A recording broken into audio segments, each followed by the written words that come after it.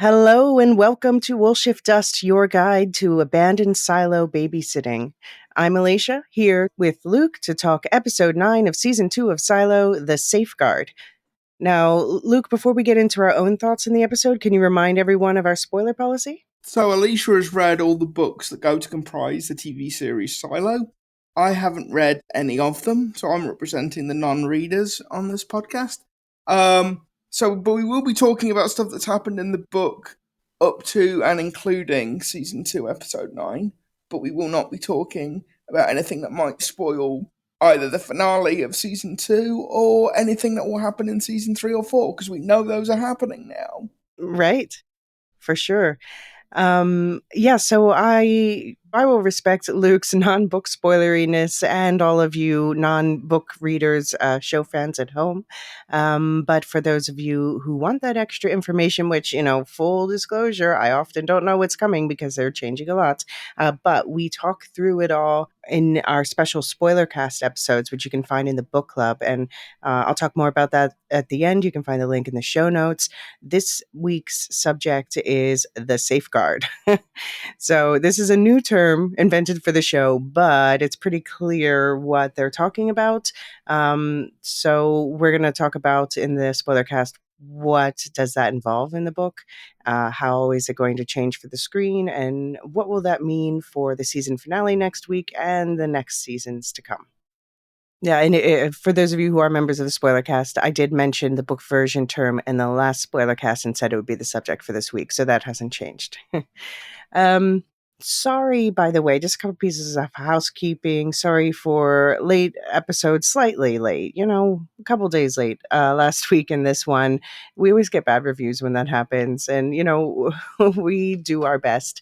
We're only human. We really do put the utmost into everything we do, including podcasting, but we have to, consider our health at the same time. Our bodies give us no choice.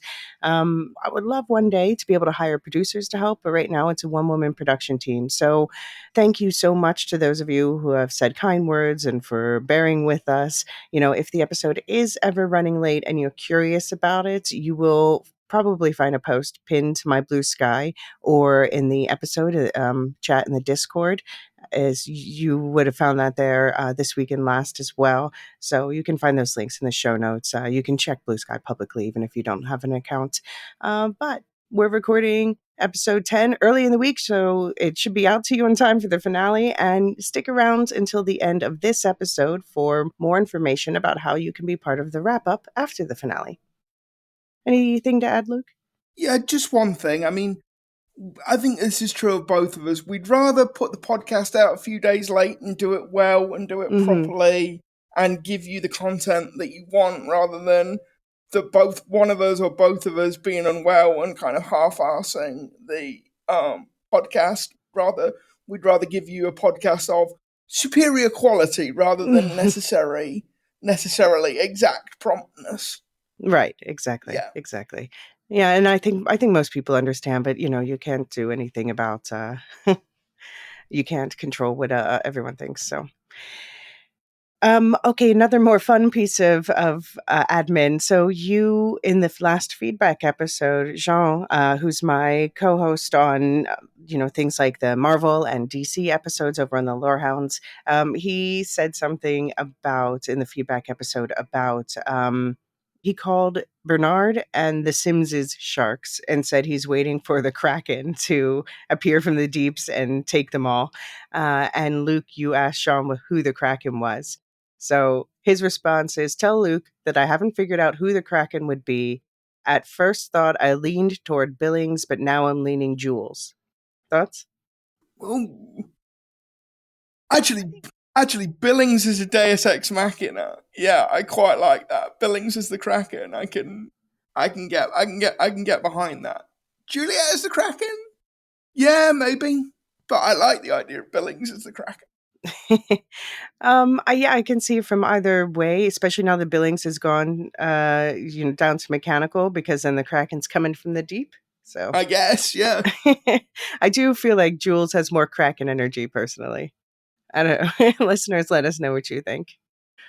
All right, shall we get into the episode breakdown itself? Yes, because good grief, did a lot happen in this in this episode. Absolutely. Like, holy moly. Second longest of the entire series, longest of the season, second longest of the series, after episode 3 of season 1, Machines, which I didn't realize Machines was over an hour. But No. this season finale, by the way, according to Apple, is 1 minute shorter than this one, so Okay. should be packed as well. All right, but let's talk about episode 9. Your regularly scheduled breakdown will begin in 3, 2, 1. Episode 9 of Season 2, The Safeguard, aired on Thursday/Friday, January 9th or 10th, depending on where you are, 2025. The writer for this one was Jessica Blair, who she wrote 2 episodes of Silo Season 1, Episode 2, Holston Spake, and Episode 7, The Flamekeepers. And I remember talking about her because she has a background working on a show called On Becoming a God in Central Florida, which I've always wanted to watch. But Luke, you just love the names. I mean, how can you go wrong with a title like that? Luke loves a good title, for anyone who doesn't know. I do. I am a sucker for a good title. And she's also, by the way, a co-executive producer in the series, so she's deeply entrenched in all the story writing. The director again was Amber Templemore, who also directed the episode before this. She's directing the last episode of the season, and as half of Bert and Birdie, she directed 2 episodes of the prior season as well. So Luke, you said long, you said packed.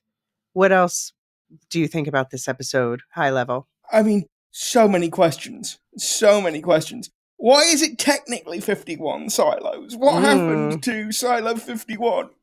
What is the safeguard?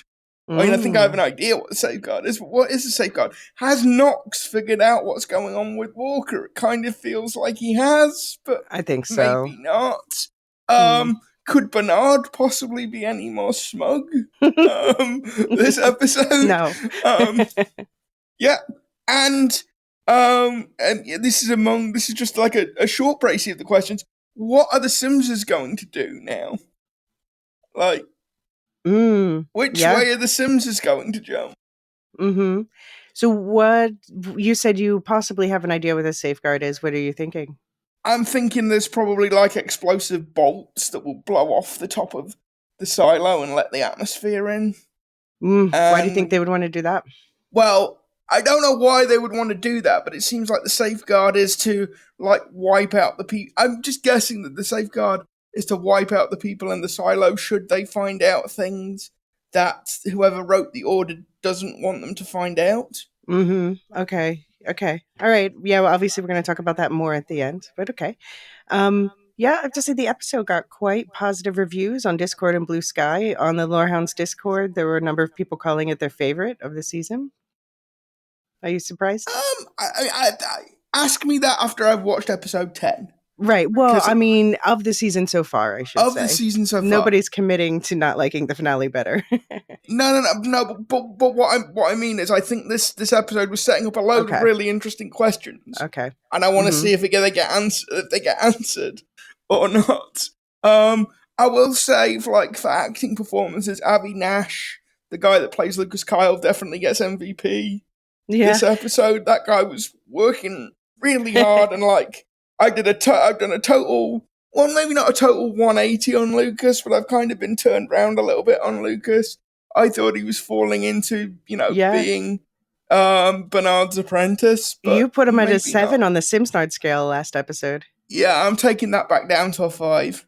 Okay. Yeah, we finally, book readers rejoice. We finally got a good Lucas episode. So, yeah, we're going places. Let's go places, jumping into the show. We're going to talk as usual about one arc at a time. This week we're going to start with everything going on in Silo 17 before switching over to Silo 18. So we are going to be talking about events in a somewhat different order than they happen in the TV show, just keeping storylines together.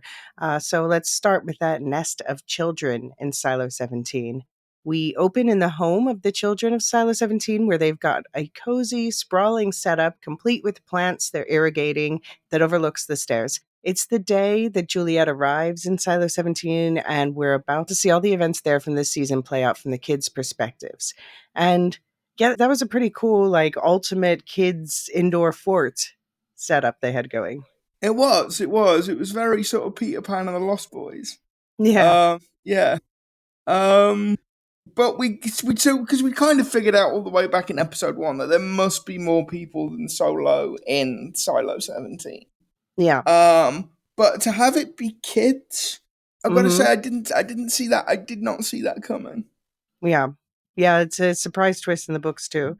Because yeah, as soon as, well, especially, Solo's attacked as Juliet's coming out of the dive, so the first instinct is danger, danger, predator, but it's more of a preemptive self-defense situation. I have to say, the audio description does call where they're living the farm, which is in the books. They lived in the farm. I don't think this looks very farm-like to me, but I'll go with it. They put some plants in there. I mean, yeah, we sort of assume that they must be living somewhere towards the upper mids, to use the Silo 18 terminology, because obviously they can't be living in the down deep because that's flooded. They probably can't be Mhm. living up top because Right. that may still be toxic. So it just depends, like, where the farm was Yeah. in Silo 17. Well, it has electricity, so I'm wondering if it's on the judicial level or something, but I don't know. Yeah, Yeah, I mean they do call. Yeah, but it feels less like they live in a garden than they like brought some garden elements into their home. But yeah, that's fine. I think that's probably right.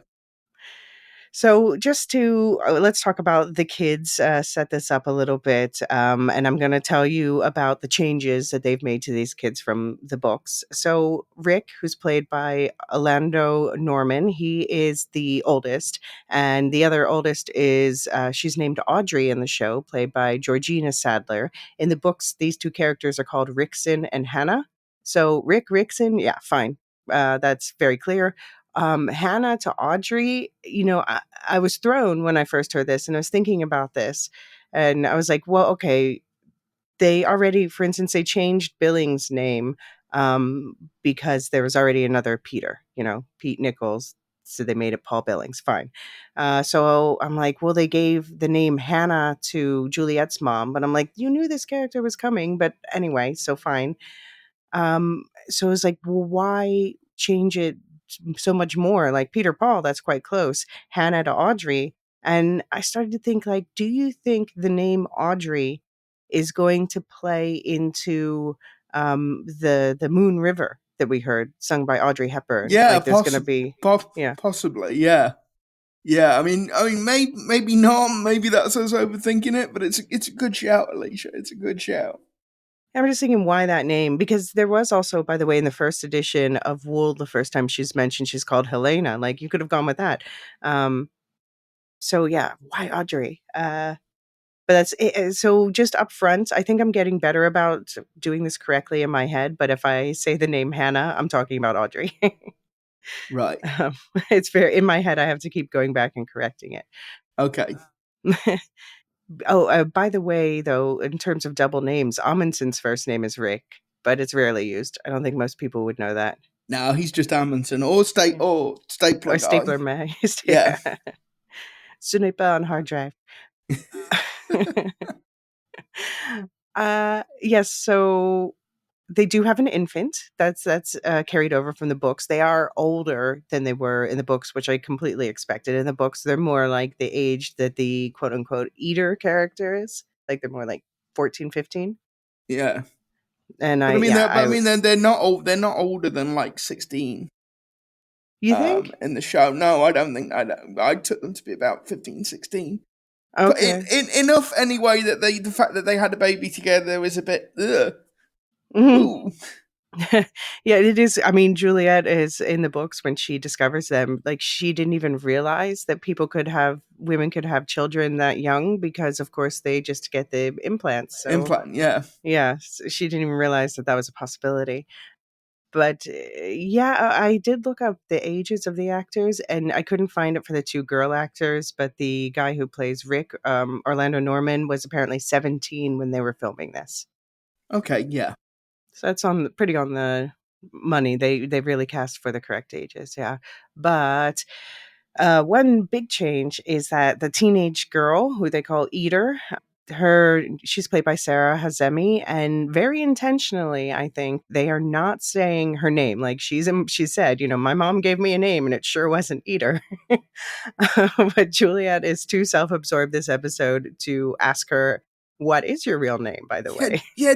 Julia has a bad habit of doing that. She gets like Hmm. really blinkered.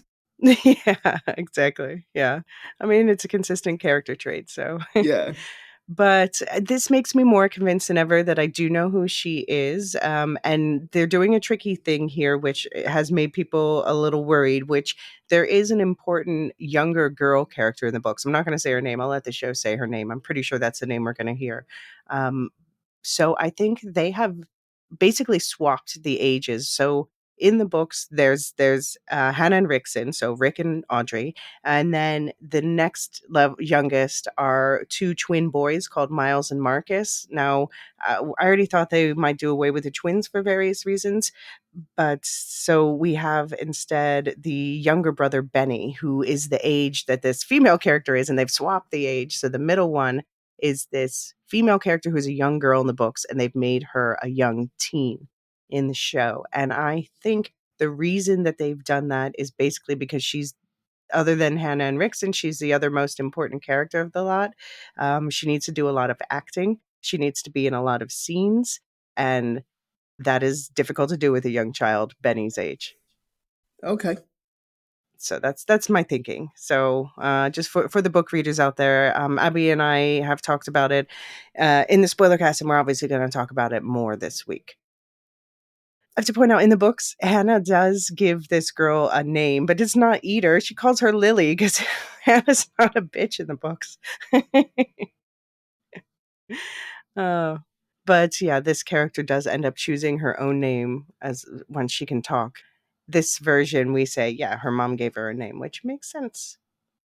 And then, yeah, we had that young boy, Benny, played by Reggie Absalom, and yeah, replacement for those twins, Miles and Marcus, but then in this case, aged down or age swapped with Eater. How old do you think Benny is? 8 or 9, maybe 10. I was noticing he does a lot of babysitting in this episode, but he does seem pretty good at it. Yeah, he does. He does. And And like they've got like a little hammock for the baby, yeah. and they've made a load of like toys out of bits of metal, like Mm-hmm. windmill type things.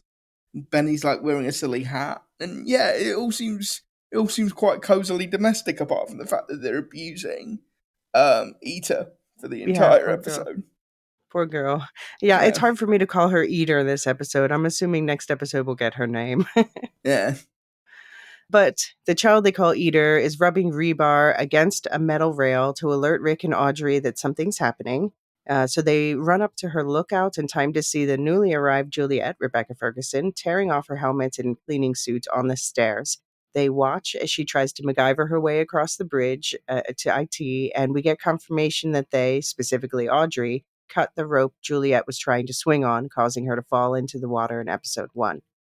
Audrey's not happy that Rick throws Juliet a flotation device to help her get out of the water, though. Audrey wanted to kill Juliet before she got to IT.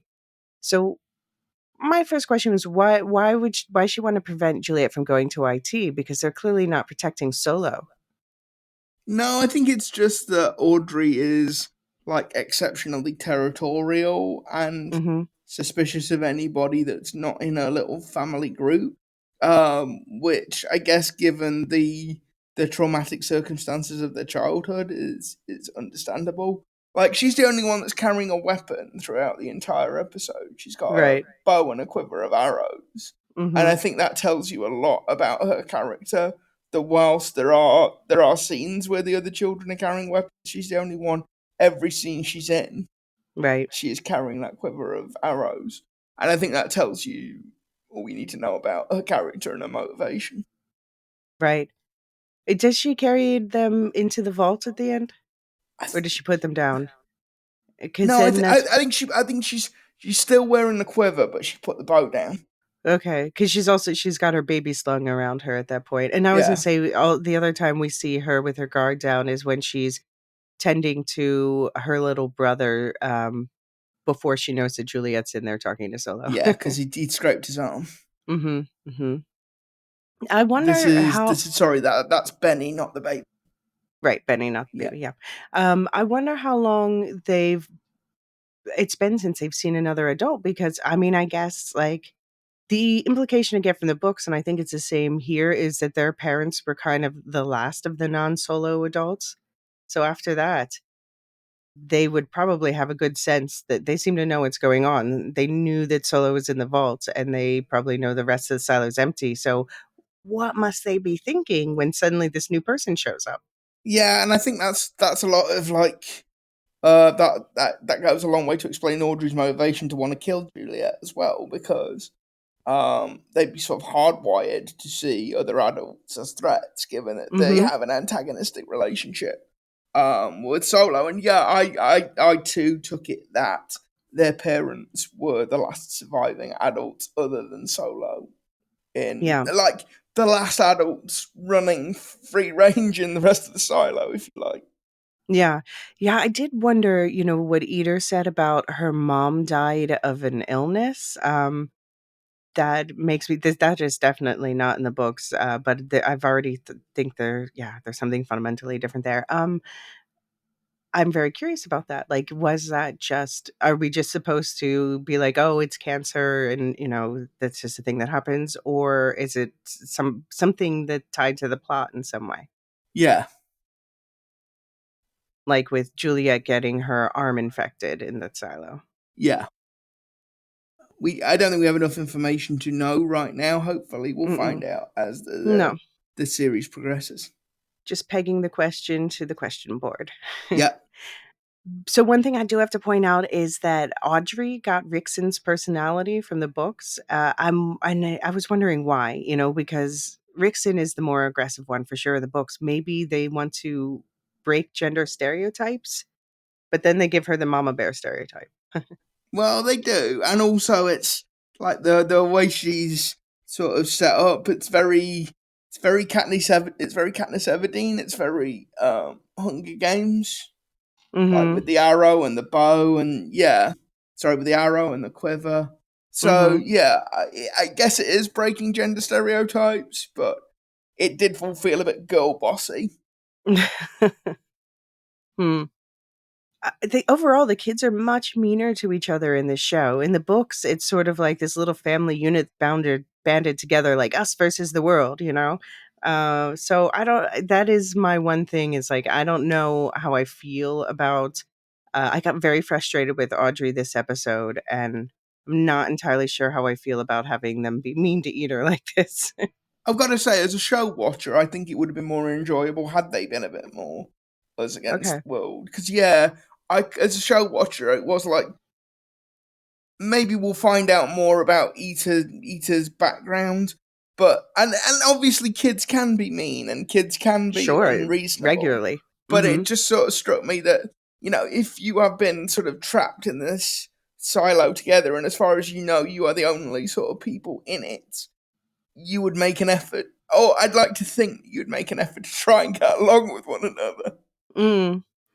Yeah, I do notice there's like a general tendency in the show to make characters more aggressive. Like, we've talked about this with Solo. We've talked about this with Lucas. So yeah, it seems to be a thing that the writers are doing, and I guess it's to add extra tension for the TV. I'm not sure that the show really needs extra tension. It's got plenty of tension. There are people online complaining it's a slow season. I'm like, are we watching the same show? Are we watching the show? Are we watching the same show here? So one clarification they make that I like is they say their parents got together. We'll talk about this more later, but their parents got together after their partners died, which makes sense and is far less icky than the implications I got from the book. Which is what, that it's all a bit incestuous. I mean, nothing was ever said like that, but it's just like, these are the last adults in the silo. They were clearly the parents of Elysia, and then they just basically say in the book, like, one day our parents went out to go foraging and never came back. And it's kind of implied that they might be that couple that we see. We'll talk about this more later. Okay. About the book version, but it's less of a family tree. And Yeah, So family bush. yeah, it's more of a family bush. Yeah. I mean, it doesn't explicitly say that, but in my head, I was always like, how should I read the parentage of these children? Okay. But I think, yeah, their parents were there was a group of people, and like again, we'll talk about this more later. But when Solo was confronted, in when he was being having people harassing him trying to get into the vault, there was definitely a group of people. And they've sort of condensed that to this couple harassing him, which makes sense for the show. Yeah, I mean it does. Streamlining, The show is not lacking in characters, and I think it has to. right? It's got to walk a very fine line between not like overloading the audience with Mm-hmm. people. So I think that Exactly. makes a lot of sense. Exactly.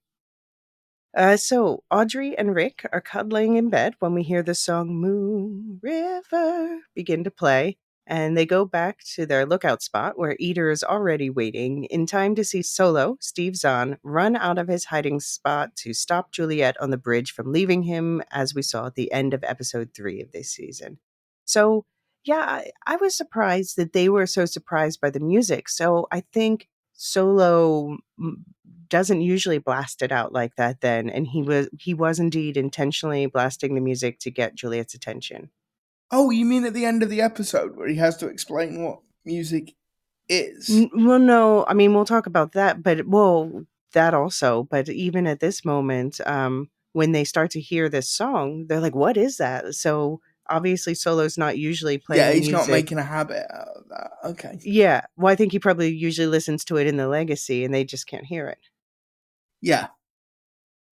I do wish we'd seen their reactions to Red Rain. Did- so they call Solo the killer, and yeah, we'll be getting to why that is in a moment.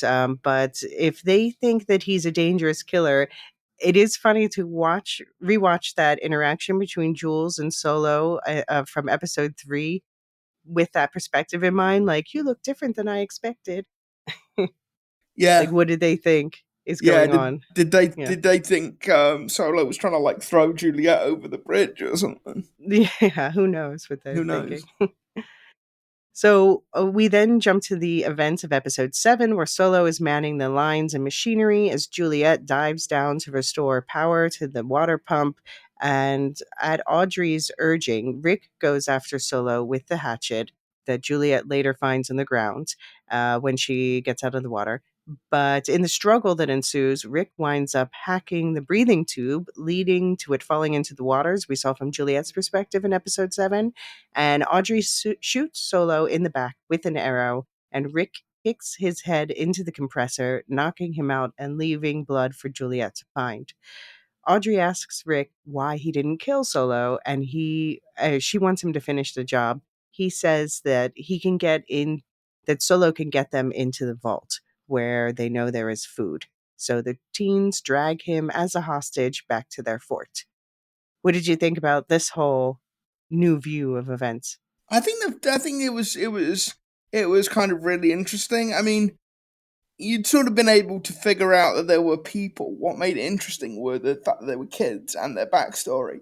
And I also thought the fight between um, Solo and Rick was quite well done because there is obviously a physical mismatch Mhm. between the actors, but it did look like a proper fight. It didn't look like, oh, Solo, down I go kind of thing. It actually did Right. look like a proper struggle. Mhm. And so I thought that was very well. I thought it was very well choreographed and very well Yeah. shot as well because it wasn't all like cut, cut, cut, cut, cut, blur. No. You actually did get to see what was going on. Yeah, and it was interesting that Rick didn't intentionally sabotage Juliet's breathing equipment No, because, of course, he doesn't even understand what's going on there. It was just accidental, but it ended up, getting her stuck down there without air.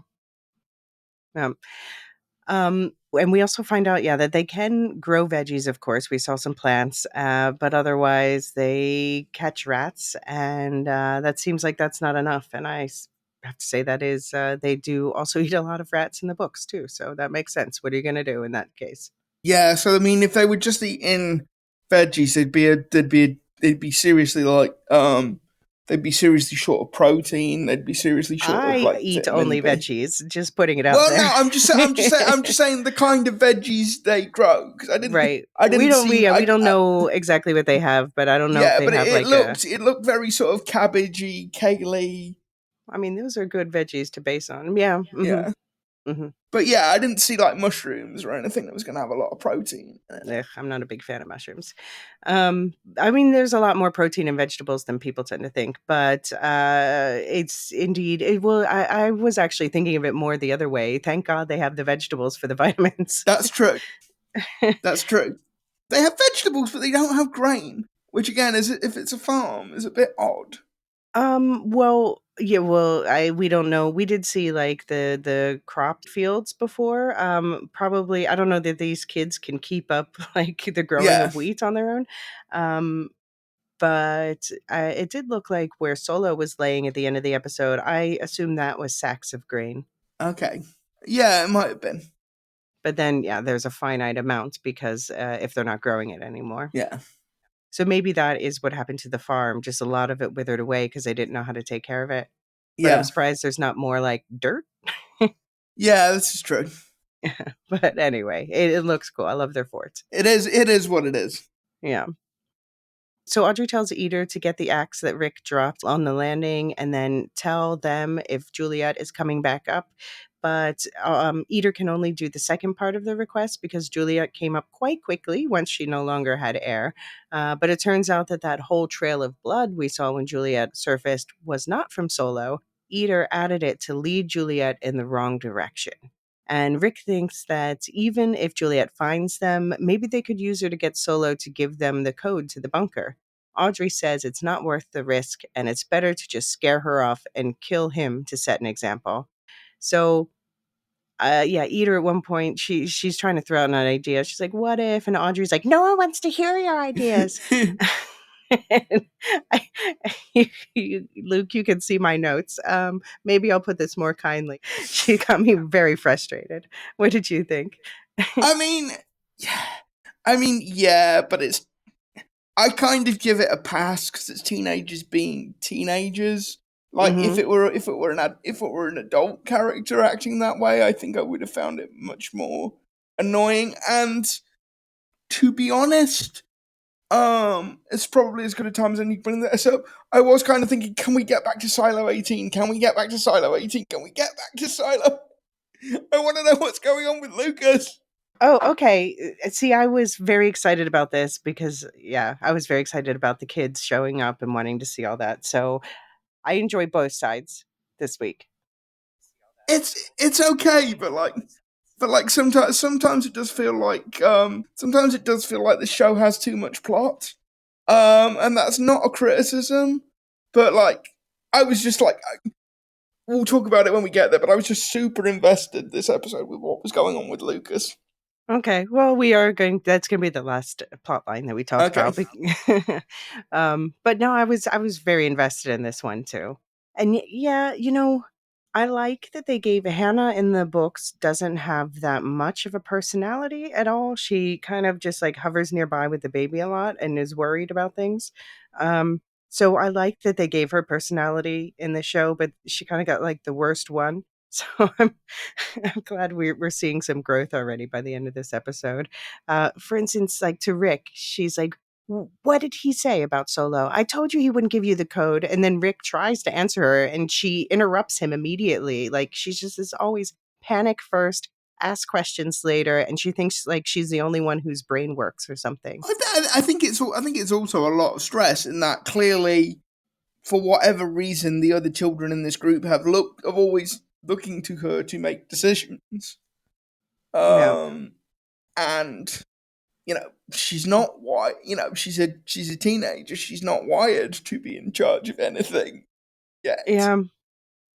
That is something in Rickson in the books. He is the one who has to make all the decisions, but sometimes like he just says things that are wrong with confidence because he feels like he needs to. Like, well, again, teenage boy. yeah, but like he's tells them that he knows about the birth control implants, but he thinks that they just grow in women like, adult teeth. Just when you get a certain age, you develop a birth control implant because he doesn't understand how that Okay. works. Okay. And he's just like, that's how things are. Yep. But he is the one that's always telling the other kids that, not to trust people. Okay. Well, I do like Rick's personality in this, in that they've made him more like, well, wait a minute, let's think about this. Yeah, we want to get into that bunker. Yeah. Let's take a beat. But yeah, we're already starting to see her come around, and presumably that arc's going to continue. So it's Eater's idea to do the laying on the bridge, pretending to be Solo's body thing. And she takes that initiative on her own, it seems. But Audrey and Rick are waiting to back her up. And then we get the rest of that conversation that was cut short at the end of the last episode. Juliet knows that they would display Solo's body if he were really dead. So she doesn't believe that. She's currently holding Eater herself and says she'll trade for Solo. But Audrey says they don't care about Eater. So Jules lets her go. Rick says Juliet can talk to Solo about getting her stuff back if she gets him the food from his vault. Audrey doesn't want to let Juliet out of their sight, but Eater says she'll go with her to keep an eye on her, and it's agreed. Audrey says that if Juliet doesn't get them the food from the vault by the next time the baby cries from hunger, Audrey will kill Solo. So what were your thoughts on this whole exchange? Yeah, I mean, after what we said about Juliet last episode, and being very sort of dismissive of Solo, I think this episode kind of balances that up, because even though during this exchange she doesn't sort of say Solo's name, I think it's more clearly implied that she's actually relieved that he's not dead. Mm-hmm. And that she does actually care about whether or not it's not just, can I find the suit?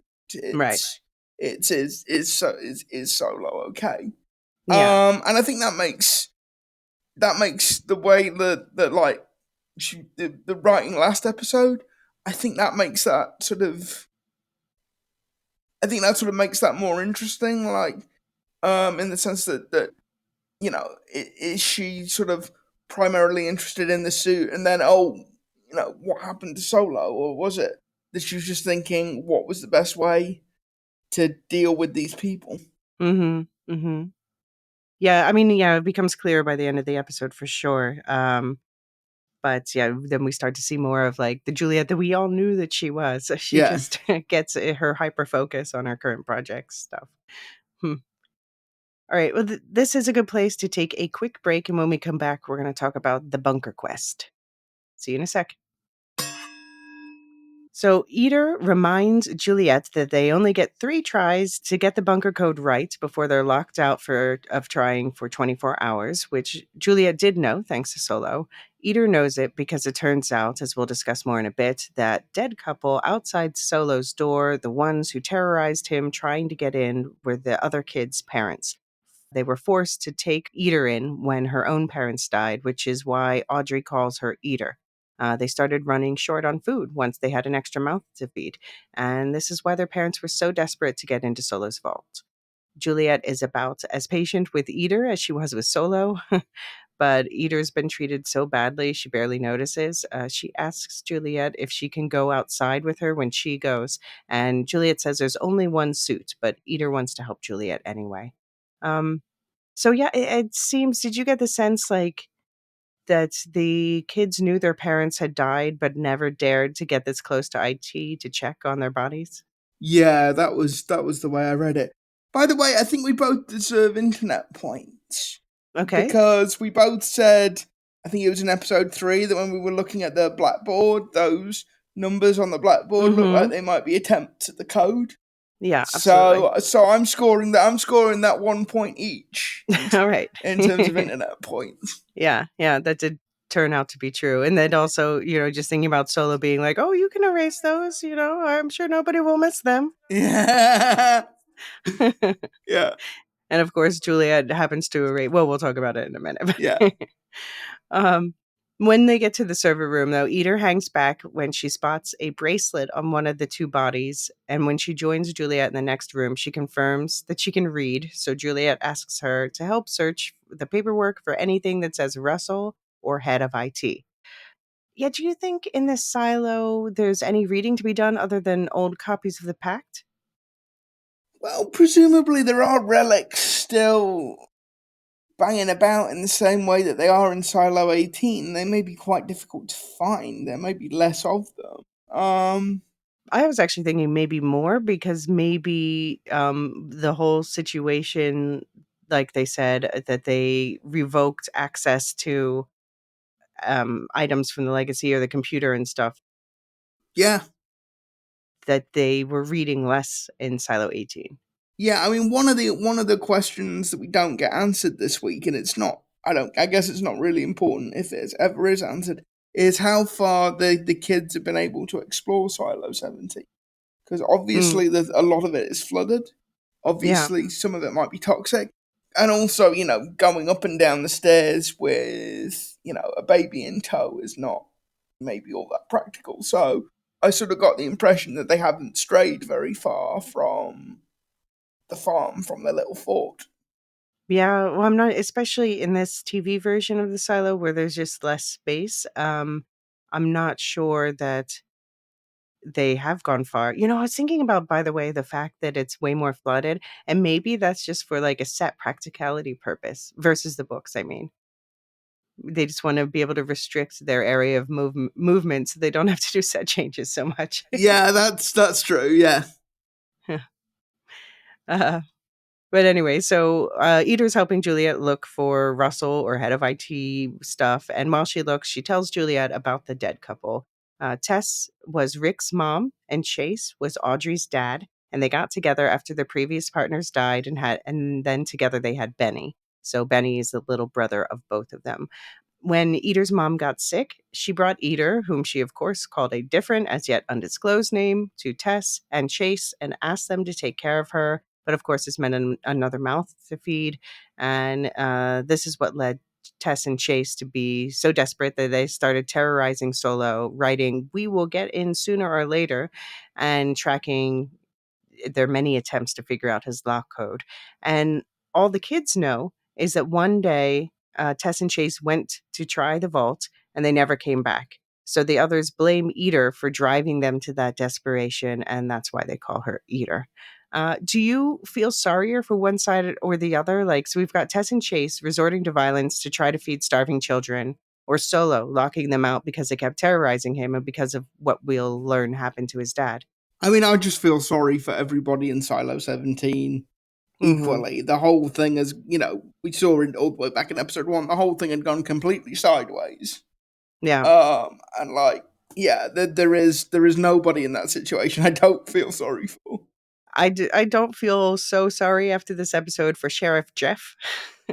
I mean, I know even he was coming from a certain perspective, but yeah. So I guess that means Eder's mom was the other last person in the silo, and I just wonder what happened to the rest. Was it fighting, or was there some kind of illness? Like she said, her mom was sick. Were others sick as well? Yeah, I mean, presumably because the silo is open to is at least partly open to the elements. All sorts of toxins from the outside could have gotten in. Obviously, there's no medical service, so yeah. The kids seem okay though, and obviously Solo is okay. That's true. But yeah, I mean, any number of things could have happened. Yeah. So we find out that Rick's mom's name is Tess in this show. In the book, I have to say Rickson's dad's name was Rick. Get it? Rickson's dad was Rick. Oh, I mean, it's a old Germanic naming custom. Yeah, I'm going to say, what were they Swedish? Were they Swedish or something? Yeah, in Iceland they still do that with us names. Yeah. Yeah, and as I said, I'm glad they got together after their partners died because I worried about this in the book with Rickson and Hannah. Okay. So Juliet says she understands more than Eater knows what, Eater is talking about with the desperation. But right now, that code is their priority, that code to get into the bunker.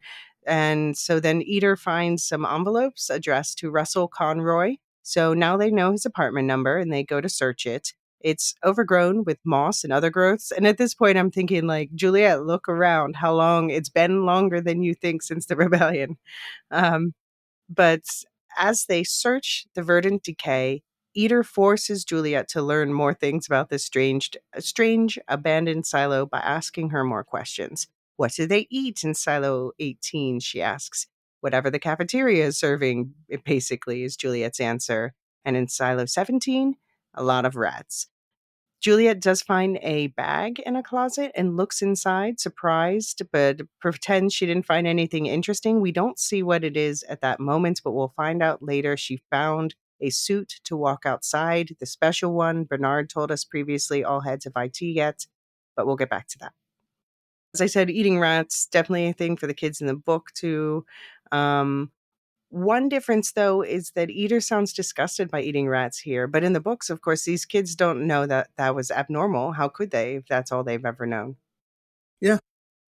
Juliet later implies she didn't mention finding the suit because she didn't want to run off without helping Solo. And I think that's true. But I also was wondering if she didn't want to call attention to the suit right now because Eater said she wanted to go outside with her. And she's like, there's no second suit. Go shit, there's the second suit. Yeah. Hmm. Eater tells Juliet that Chase and Tess were trying to work out the code to get into the vault, and Juliet realizes that's what the numbers she saw in that classroom a few episodes were, attempts to figure out the code. So they go back to the classroom, and Juliet realizes the part of the chalkboard she erased to draw her little pump schematic is exactly the part of the chalkboard she needed, where Chase and Tess had written the last correct code they tried on the door before they went one last time to try to get in and never came back. So she knows what range of numbers the code must be in, but they only get 3 tries in a day, which is not enough. Meanwhile, Eater's exploring the classroom and she pockets a little piglet finger puppet she finds. So I was thinking that's probably to play with Benny and the baby. Yeah.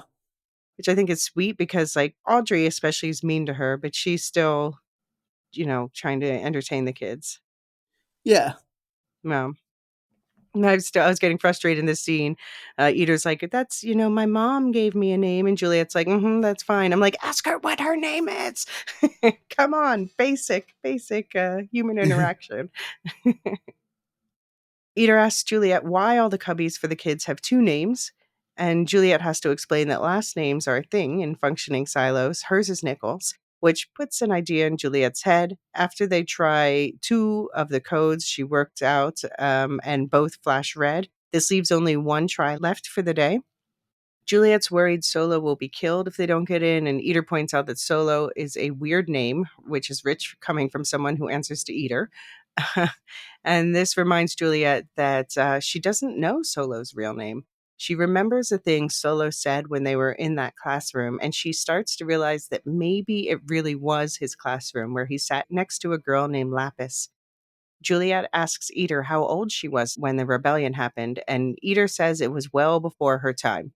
Her mom was a baby when it happened. It's been a lot longer since the rebellion than Juliet assumed, meaning Solo was just a kid when it all went down. So they go back to the classroom and check the names on the cubbies, and there is indeed a Conroy, a Jimmy Conroy. So yay, Jimmy's indeed Solo's real name in the books. They were messing with us with that Timmy kid at the beginning of the season. Yeah. Yeah. So if you were to go back to the first episode, you notice I slip a couple times and say Jimmy and correct myself to Timmy, and that wasn't just because it's a similar name. Okay. Okay. I'm gonna go and have to go back and listen to the podcast again now. We do know Timmy, he was the sheriff's son and he's dead outside in his mother's arms. There was a lot of theorizing that he would become Solo, and they even made me doubt it a minute. I was like, could he have come back in? No, but he has the wrong name, but it's so close. I like it when the show messes with the book readers. Yeah, I know. By the way, Solo's last name in the book is Parker, not Conroy, but I think whatever. I doubt most readers would even remember that unless they're like obsessively poring over the books for a podcast or something. Who would do a thing like that? I know. All right, so we come to new understandings. Juliet and Eder go back to the other kids, Juliet demanding to talk to Silo to ask him the code, or else they'll all be locked out of the bunker for the day. And she points out that if Rick lets Audrey kill Solo, they'll never get in and get that food supply.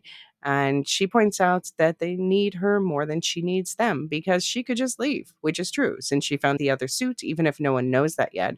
The kids, of course, have no idea how she showed up in the first place, so they don't question whether she can just leave again.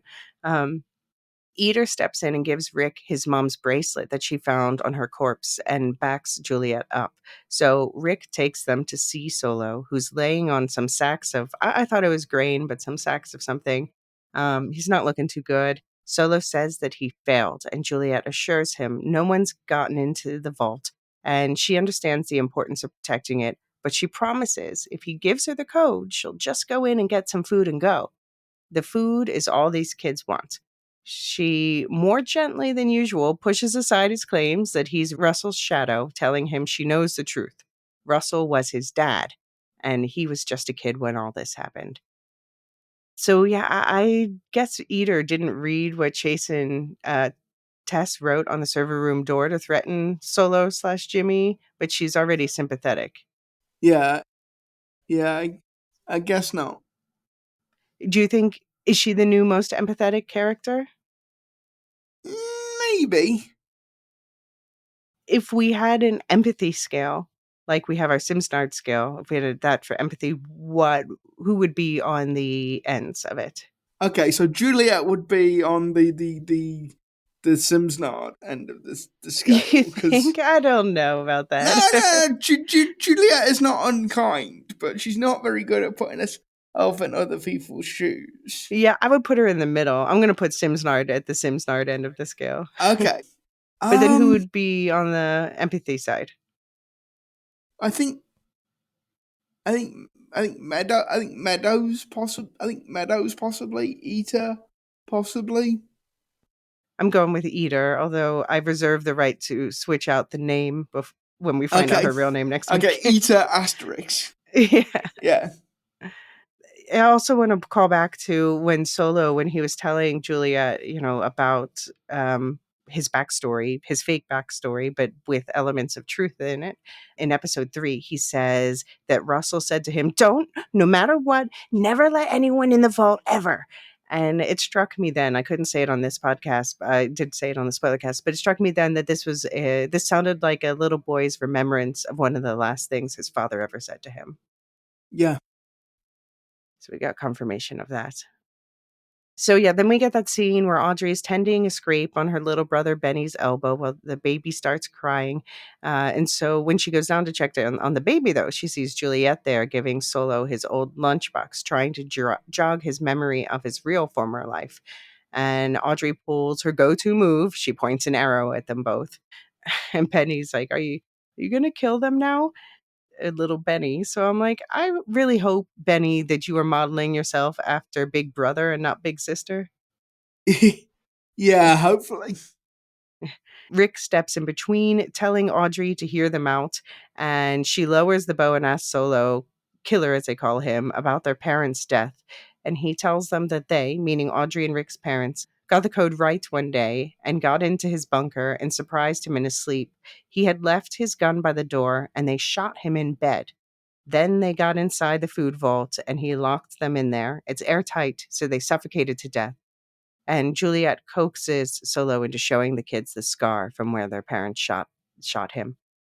So I guess this also must mean that he moved the bodies out into the server room after they died, which, yikes.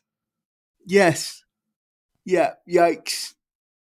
I mean, we're going to read some passages from the book version, but it doesn't say this part, but basically he left them to rot where they died, which happened to be in the server room and not the vault within. Okay. So he has to deal with that smell and stuff for a while. Audrey's still being an insufferable bitch at this point. So she wants to kill poor man boy Jimmy and figure out the codes for themselves. But Jules is like, sit down, girl child, and listen. And this guy has been terrorized ever since he was 12 years old for decades. Learn some fucking empathy. Maybe we should put Audrey on the other end of the empathy scale. Maybe, yeah. And then we see through young Jimmy's, Cameron Bell's eyes, a memory looking through that armored door, cowering behind it, while the sheriff we saw in the first episode, Timmy's dad, Jeff Ross McCall, shoots Jimmy's father, head of IT Russell, Nick Haverson, in the head because Jimmy won't open the door. Is it? I took it that he shot him by accident. Like, well, he said so. Yeah. He's because remember we got that scene in what was that, episode 1, where we see he has blood and on him, and he's telling his wife, like, my hand slipped, and I thought it was about someone going over the edge. We saw someone go over the edge, but it seems to be. It's about this, yeah. And this is why, like, I'm not prepared to like completely condemn him, because Silo, by that point everything in Silo 17 had gone completely right, but this was before sideways. This is before that scene we saw where they had that like happy march outside where he's waving the green flag. It is, but it's like clearly at like the peak of the rebellion, and it's everything's a bit chaotic. And like, yeah, if you see this guy standing behind a vault that you think might contain, all your answers, might contain all, because we don't know what they might have figured out about the role of IT at that point. So I'm not saying it's a good thing that he threatened to shoot him, but I can see why he threatened to shoot him, and I think that the critical point is he wasn't actually going to shoot him. I don't think. I don't know. He did shoot him, so I don't know how your hand slipped. I don't know that I buy it. But I did wonder, like, do you think Jimmy and Timmy knew each other in school? They were around the same age. Yeah, quite possibly. Yeah, they were probably classmates, actually. Yeah. Yeah, and I did tear up when Juliet said to Solo about his dad, he would have been so proud because you did what he told you to do. He said, don't open the door. Don't let anyone in. Do you know why he said that? And Solo's like, because he wanted to save the vault. She said, no, Jimmy. He wanted to save you. He wanted you to live, just like their parents wanted them to live, just like they want their child to live. And yes, the tears in my eyes, they did well. Oh. I'm going to share 2 book excerpts right now about the 2 sets of parental deaths that we learned about in this exchange, but I'm going to do it in the order that they happened to Jimmy, showing where his violent fear that led to the death of the second set of parents came from. So first, here's the book version of Russell's death. And this comes from the second book, Shift, the last part, third shift, and it's quite similar to what we see in the show. I've slightly abridged this section, as always, to cut out the stuff that show-only viewers don't have context for. But here we go. Someone was moving on the monitor. Dad? He looked closer. His father was outside the steel door, standing at the end of the hall, his back to the camera. I'm coming, Jimmy yelled. Son, no! His father's shouts were cut off by a grunt. Jimmy clutched the desk for balance. On the screen, another man had emerged from around the corner, and his father was doubled over in pain. The man held a long pistol. Is this Russ's boy? Jimmy stared at the man on the screen. Yes, he said to the screen. Don't hurt my dad. Please don't hurt him, he said. The man turned and looked directly at the camera. It was one of the security guards. There was a bit of movement peeking out from around the corner of the hall, more people out of sight. James, is it? Jimmy nodded. He watched his dad regain his composure and stand. His father made a gesture to someone out of sight, patted the air with his palm as if to calm someone.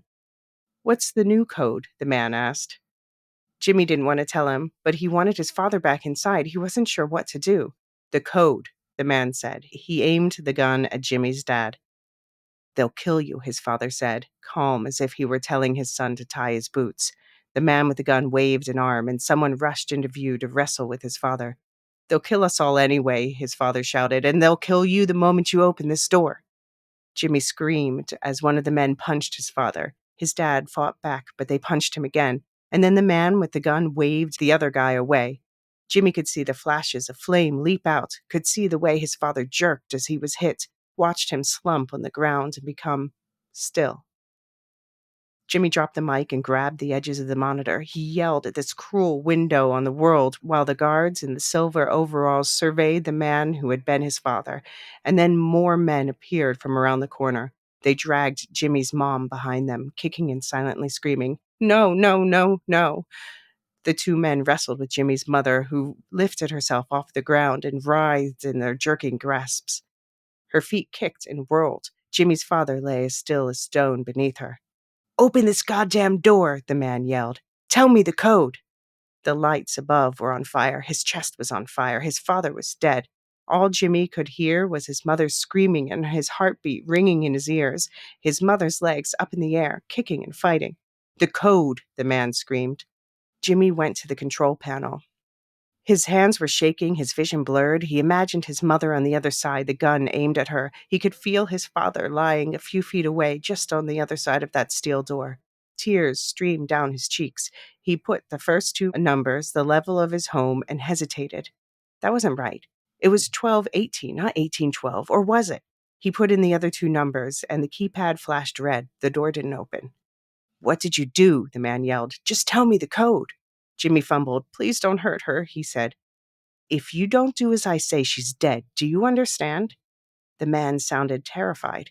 Maybe he was just as scared as Jimmy. Jimmy nodded and reached for the keypad. He entered the first two numbers correctly, then paused and thought about what his father had said. They would kill him. They would kill him and his mother both if he let these men inside, but it was his mom. The keypad blinked impatiently. The man on the other side of the door yelled for him to hurry, yelled something about 3 wrong tries in a row and having to wait another day. Jimmy did nothing, paralyzed with fear. The keypad flashed red and fell silent. There was a bang on the other side of the door, a blast from a gun. Jimmy screamed. He could hear his mom shrieking on the other side. "The next one won't be a warning," the man said. "Now don't touch that pad. Don't touch it again. Just tell me the code. Hurry, boy." Jimmy blubbered and tried to form the sounds, to tell the man the numbers in the right order, but nothing came out. With his forehead pressed against the wall, he could hear his mother struggling and fighting on the other side. "The code," the man said, calmer now. Jimmy heard a grunt. He heard someone yell, "Bitch," heard his mother scream for Jimmy not to do it, and then a slap on the other side of the wall. Someone pressed up against it, his mother inches away. And then the muffled beeps of numbers being entered, 4 quick taps of the same number, and an angry buzz for the keypad as the third attempt failed. More shouts, and then the roar of a gun, louder and angrier with his head pressed to the door. Jimmy screamed and beat his fists against the cold steel. The men were yelling at him, screams leaking through the heavy steel door, but none were made by his mother. Jimmy slid to the floor and curled into a ball as the angry yelling bled through the steel door. His body quivered with sobs, the floor grating rough against his cheek.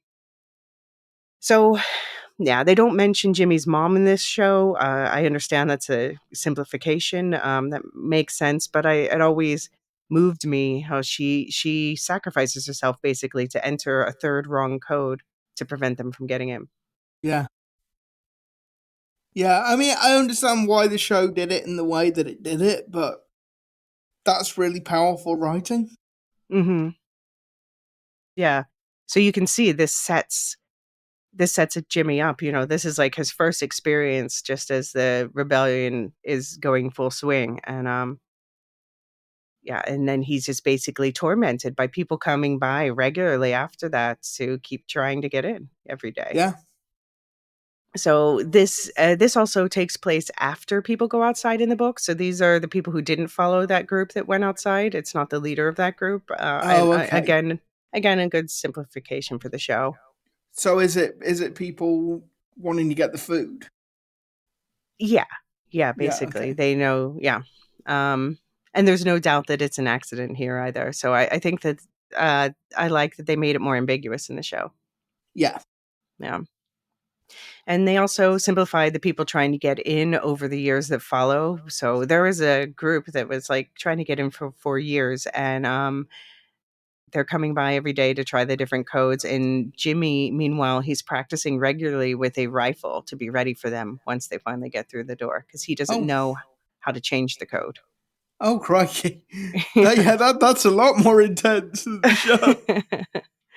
So Jimmy has, in the book, he's worked out like if they're going systematically in order, he's like, this is the day when they'll get the number right. So he's trying to prepare for that day.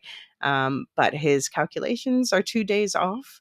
So 2 days before he expects it, they do get in. But this is not the couple at this point. This is like other random men, presumably from the same group, maybe a rival group, who knows. And he ends up shooting them so they can't get in and can't take the code back to their group.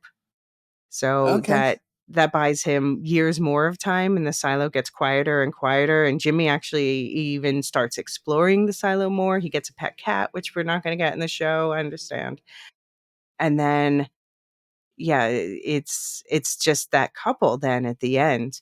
So after the rest of the silo has long since quieted down, they do finally get in, and it is indeed in the books while Jimmy is sleeping.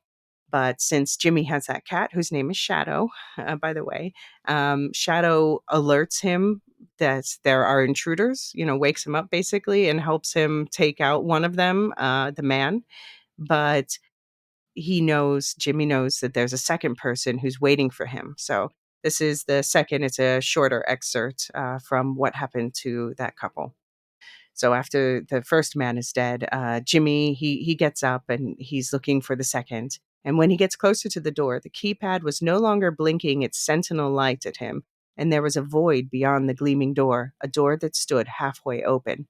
More noise outside, the rustle of fabric of a person moving. Jimmy killed the flashlight and steadied his rifle. He could taste the fear in his mouth. He wanted to call out for these people to leave him alone. He wanted to say what he had done to all those who came inside. He wanted to drop his gun and cry and beg never to have to do it again. He poked his head into the hall and strained to see in the darkness, hoped this other person couldn't see him back. The hall contained nothing but the sound of two people breathing. There was a growing awareness that a dark space was shared with another. "Hank?" someone whispered. Jimmy turned and squeezed the trigger. There was a flash of light. The rifle kicked him in the shoulder. He retreated into the server room and waited for screams and stomping boots. He waited what felt like forever. Something touched his boot, and Jimmy screamed. It was Shadow purring and rubbing against him. Chancing his flashlight, he peered around the corner and allowed some light to dribble out. There was a form there, a person on their back. He checked the deep and dark hallways and saw nothing. "Leave me alone," he yelled out to all the ghosts and more solid things. Not even his echo called back. Jimmy looked over this second man, only to discover it wasn't a man at all. It was a woman. Her eyes had thankfully fallen shut. A man and a woman coming for his food, coming to steal from him. It made Jimmy angry. And then he saw the woman's swollen and distended belly and got doubly angry. It wasn't as if they were hurting for food, he thought. So, yeah, the mom was pregnant in the books as well. So they definitely sanitize this for TV. Yeah, definitely. What do you think? Yeah, I mean, I can definitely understand why they did sanitize it, but geez, Hugh Howey has a dark imagination. But you can see, I mean, in both cases, you see the desperation in Jimmy, but yeah, they didn't want to show child shooting adults. Although by this point, he's not like that young of a child. This is years after the first. Yeah. Because, as Eater said, her mom was a baby when the rebellion happened. Yeah. So yes, this trauma sharing that they do, talking about all their various parents dying in the show, it's the collective experience this ragtag group needs to come together. And Audrey, moved to tears, lowers her bow at Rick's gentle urging, folding into his arms. And Solo and Juliet agree, okay. And they all go to the vault where Audrey and Rick are confronted by their parents' bodies. Inside the vault, I did say I wanted to see inside the vault, and this did not disappoint. This is way better than the piles of poop decorating Solo's spot in the books. Yeah. Which, by the way, I talked about in a previous episode. Stick around after the credits if you want to know what that's about. I cut that out of the episode, so I'm going to add it back in here. Okay, yeah. But yeah, what did you think of the inside of Solo's vault? Yeah, it felt very homely. Like he was working on his little boat, and there's a load of like charcoal drawings and stuff. Yeah, it felt lived in, unlike the one in Silo 18. Right. Yeah, it seems like Solo's basically spent decades just like reading and mathing and crafting, and I'm so jealous of him. It kind of looks like the legacy exploded all over the vault. Yes. And Yeah. and so I feel like this is what the inside of my brain looks like, and not to diagnose, but I'm now convinced that Solo has ADHD. Solo says, before we get the proper food, let's start with ice cream. And you know what? I was thinking, honestly, if they're undernourished, not only is ice cream delicious, but it is a good way to get calories in quickly. Yeah, I'm going to say that must have been like the most orgasmic experience for those kids. I wonder what flavor it was. Who cares? What's your favorite flavor? Mint choc chip. Actually, me too. Or you know what? I like even better, mint cookie. Okay. Yeah. But I also like vanilla. I know vanilla, but it's good. So, eating ice cream, they explore the vault library. Everyone plays with all the relics. Solo only sets boundaries when Eater drops a test tube from his chemistry set, but encouraging he play with the drums. And Solo offers to play the music, but they don't know what that is. So he assures them it's better than ice cream. They did the mash. They did the They did a monster monster mash. mash. So that's the first song he plays for this group. What's the first song you would play for this group? Oh, crikey! What a question.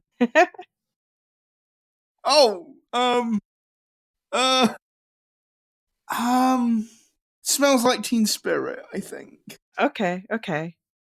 Yeah, I might go for like a cliche because they've never heard the cliches and they're cliche for a reason, like something like Stairway to Heaven or something. Monster Mash is not a bad way to start. It's This is not a fun bad one. way. So I guess that chemistry set, by the way, I was also, when Eater dropped that vial, I was like, yeah, don't mess with chemicals. But I'm guessing that's where he made the antibiotics? Yeah, probably. And we see him showing Benny that zoetrope, that spinning thing Yeah. that we saw in the trailer. So that was a trailer shot that showed up. And Juliet's eye is caught by paintings, drawings, whatever. It looks like Solo might have made them of birds on the walls, like she saw on that fake green video screen last season. Okay. I wonder if we're going to get some satisfying thing where Juliet gets to see more of birds anyway. Yeah. Do you think that might be an episode 10 thing? Yeah, or maybe a future season payoff or something. But yeah, I kept waiting for Solo to play Moon River and tell Audrey she has the same name as the singer. Maybe next week. Maybe next week. So Solo, now that they're back, gives Juliet back her fire suit and she thanks him, but points out there's another suit. And we see a flashback to her looking at it in the black bag in his family's apartment. And he admits that the head of IT has their own suit for in case the lock gets breached.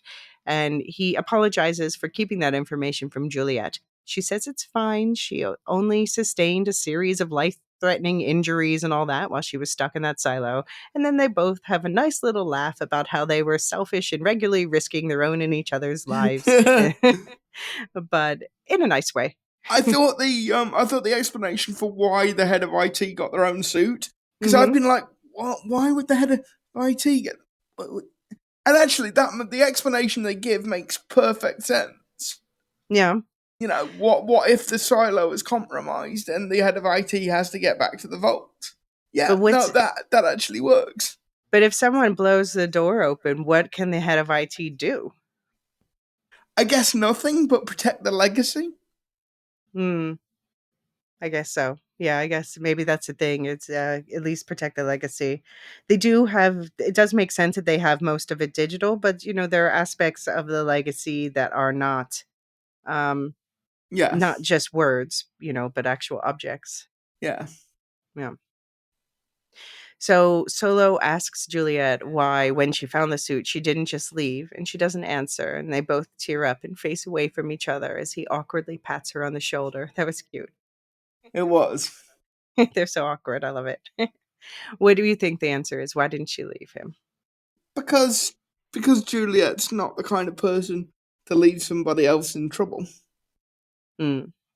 Yeah. And I mean, and the thing is as well, like, I don't think this is the major reason, but Juliet does kind of she owes Solo her life, because she Mm-hmm. would have probably have died from whatever that gnarly infection was. Yeah. Yeah. But Yeah. yeah, no, the simplest answer is Juliet is a decent person. Mm-hmm.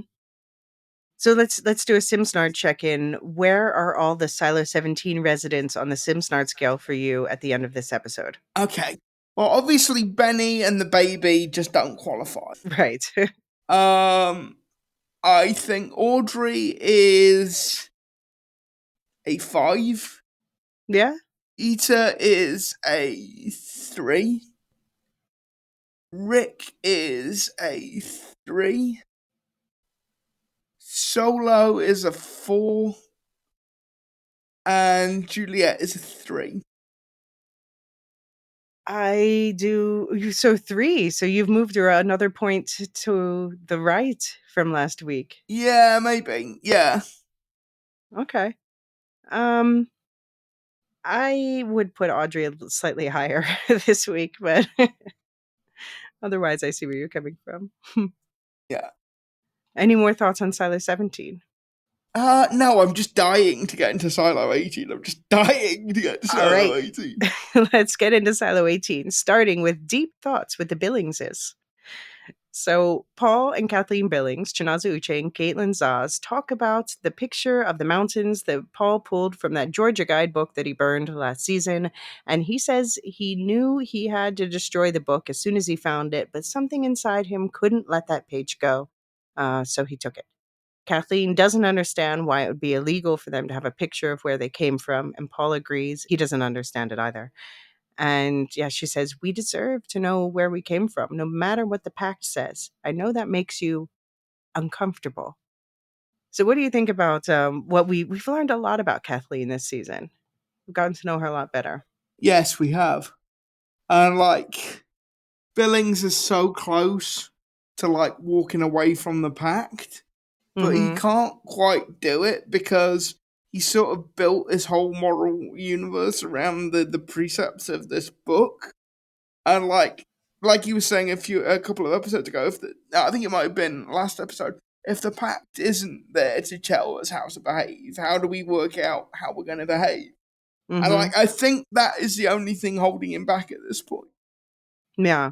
Yeah, he's kind of built his personality around it, Mr. 4-time pact championship, winner. Yeah. Later in the cafeteria, Paul tells Knox, Shay McRae, Shirley, Remy Milner, and Hank, Billy Postlethwaite, that he thought when they asked him to be sheriff that they saw him as a leader. But now he realizes that they just thought they could control him. But they were wrong, he says. He has questions and he will not give up until they're answered. Juliet has opened his eyes to the lies. And Shirley says when she asked for his help before, she didn't realize how powerless he was. Shirley was Shirley was being really obnoxious in this scene. Yeah, she doesn't. We'll talk about the end of the episode too. Yeah, no, Shirley has gone down in my estimations this episode. Yeah. Knox says their focus is on finding the new traitor in the Down Deep, which of course they don't know at this point is Martha. And Shirley asks how an outsider could help with that. And Hank points out that Billings knows people up top and asks Billings if he thinks the other deputies might take their side.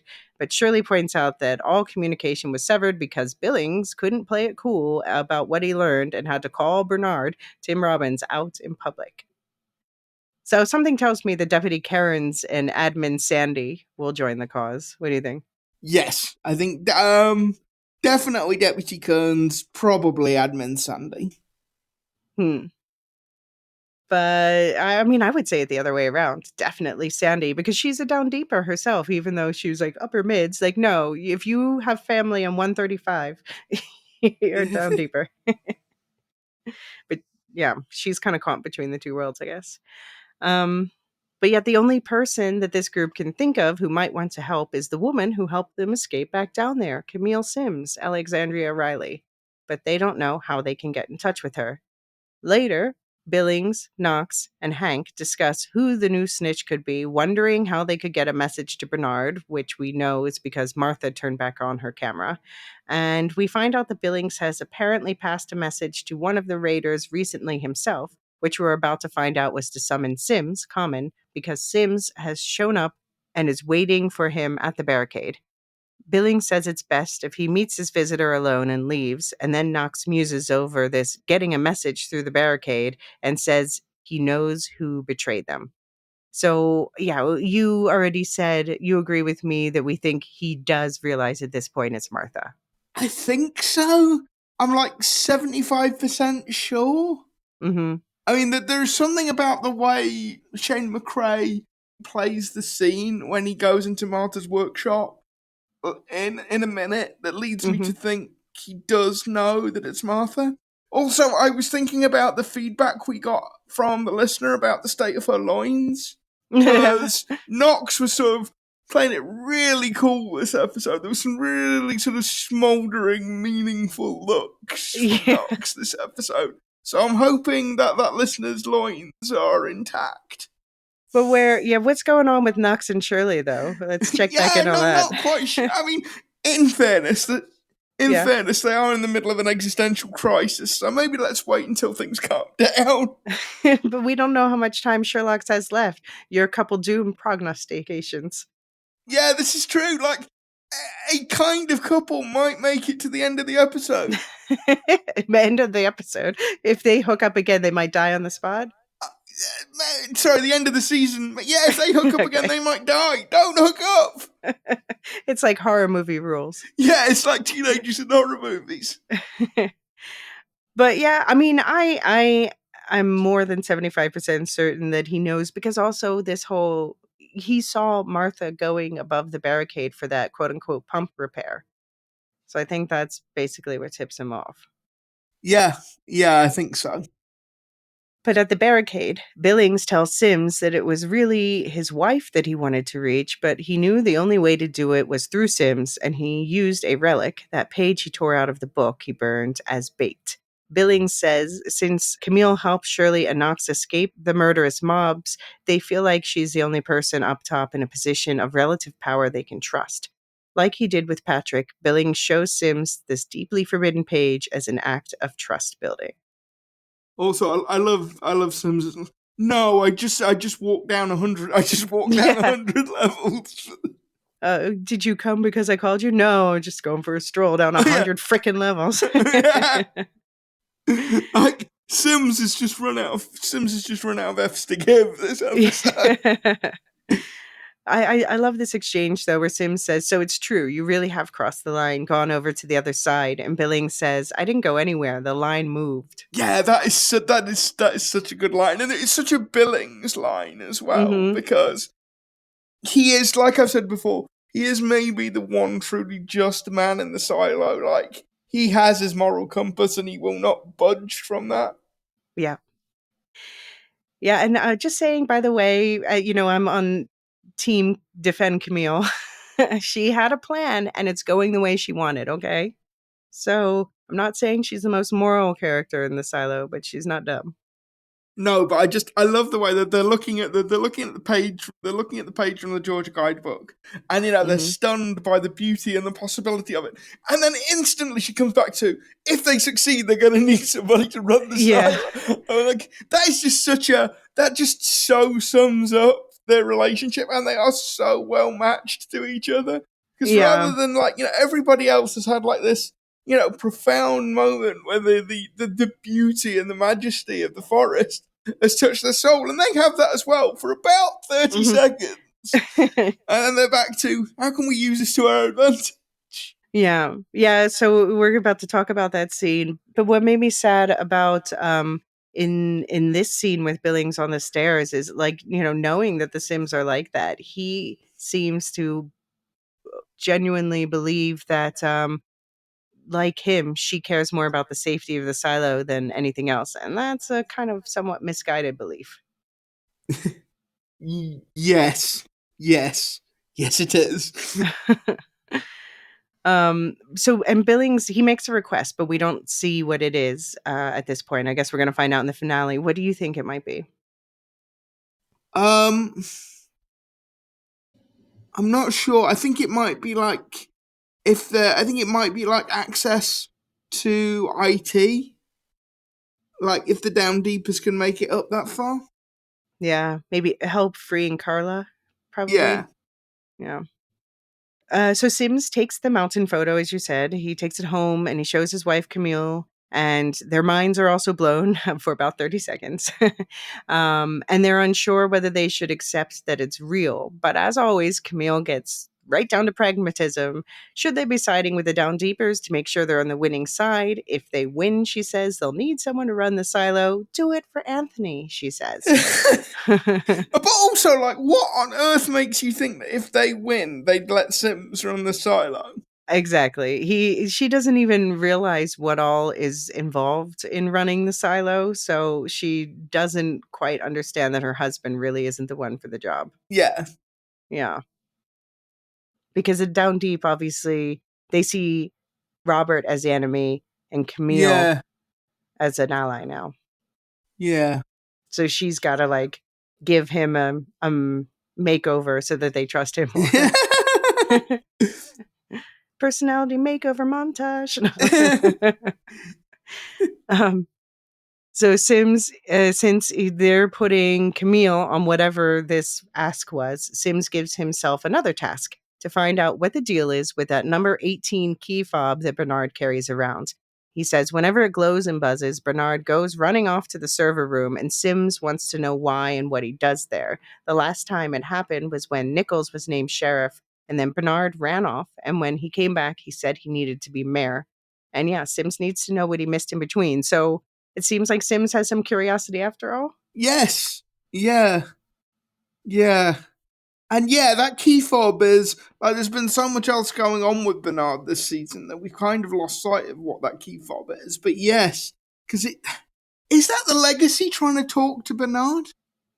I mean, the legacy is again the library of books. Sorry, okay, like the legacy computer, Yeah. So I can tell you at the end of the episode, when Lukas is talking to, we hear that same voice at the end of the episode that we hear, like that swore Lukas in upstairs. The closed captioning refers to that voice as the algorithm. Okay. So is this the algorithm, the legacy computer system trying to talk to Bernard? It's not, it's just the computer system. Like we need to separate. It does have, it's like, you know, I have my books on my phone, but my phone is not my books. It's not the books. Okay. Yeah. Okay. Yeah.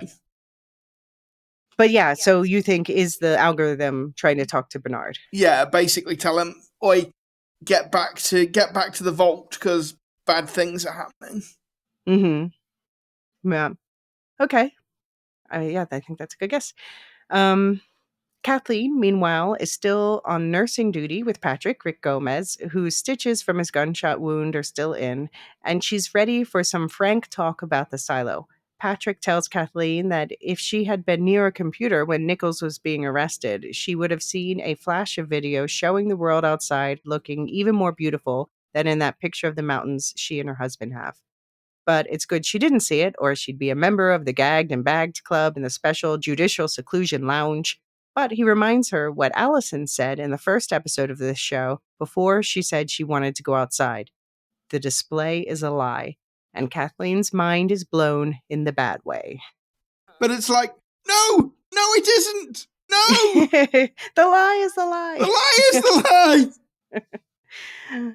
So, given everyone knows that Allison said that, I'm surprised there actually hasn't been more trouble or questions about, like, you know, the displays a lie. Like, is this just a really incurious population? We know they are shooting them up with the forget drug for the people who really see something, but yeah. I mean, I do think this might be kind of an issue with Silo with the way that the book has been adapted.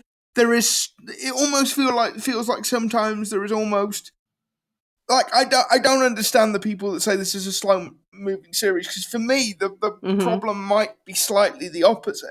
Is Mm. there is almost too much plot Mm. sometimes. So yeah, stuff like this gets dropped. And like it didn't bother me until Kathleen raised it. And it's like sorry, until Mm-hmm. it didn't bother me until Patrick Kennedy raised it. But then when he did, it's like, oh yeah, we haven't heard about that for the entire season. Yeah. Yeah. Um, I mean, I guess I'm going with like people are just generally really incurious, which is why when someone like Meadows or Lucas shows up, it's, Yeah, that's turns true. heads up top. I think this was an excellent episode, but I do want to point out that there was no Papa Nichols sighting in this episode. Wah. No, it was Sans Papa Nichols. He was missed. Also, like, in the feedback episode, I think it was the episode 3 and 4 feedback episode, when somebody pointed out that Rick Gomez played Garnier in Band of Brothers. That was a very, when he was talking to Kathleen Bowings, that was a very Garnier moment. That was like, Okay. yeah, like when he's talking about, you would have ended up in a very small room with a bag over your head. That was delivered in a very Garnier kind of way. Okay. Yeah. Do you have any more thoughts about the Billings story? No, I don't think so.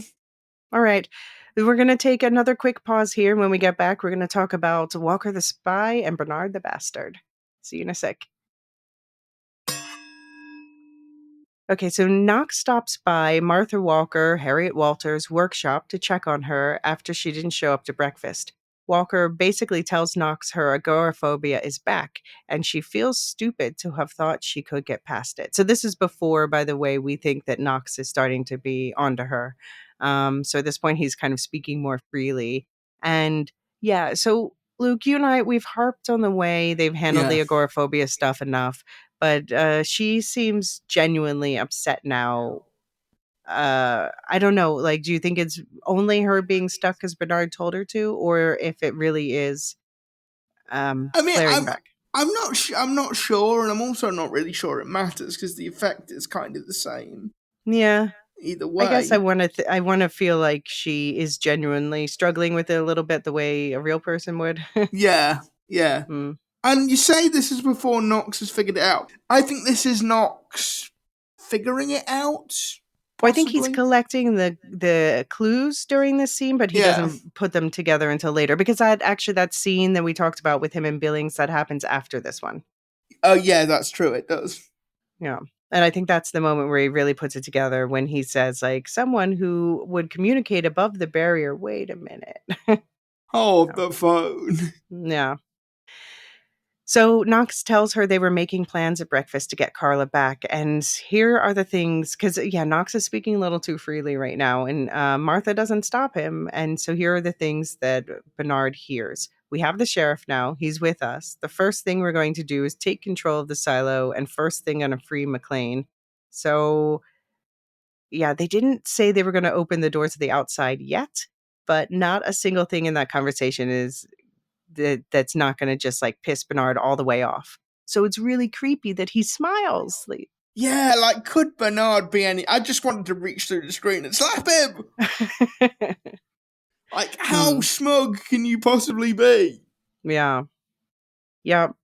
And Martha, she knew Bernard was watching, and I'm not saying that she liked doing it, and she definitely, you could see she was like really struggling. It was all over her face and her body posture at this moment, but she let Knox keep speaking. I guess she can't stop him from, Yeah, I mean, she will do what she needs to do to get Carla released, or even if there is any possibility that Carla will get released.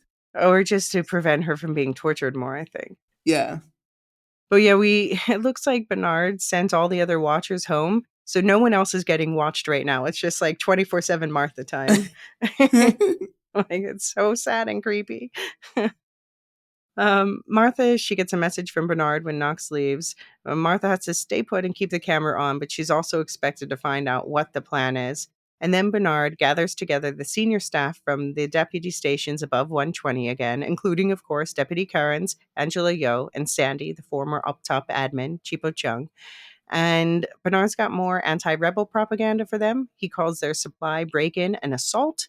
We know they were trying to steal medical supplies since that's apparently not being carried by the porters that are. We see the porters go through at one point this episode, but apparently they're not allowed to medical supplies.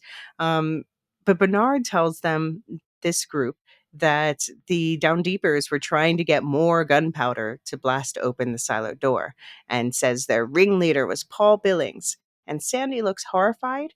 Cairns wants to know how he knows that, and Bernard says the rebels in custody all ID'd Billings. So Bernard is stripping him of his badge. And by the way, the deputies and their staff are also now being assigned to convert one of the cafeterias into a jail. Sandy points out that they weren't supposed to have to do anything related to the rebellion, but Bernard says circumstances have changed.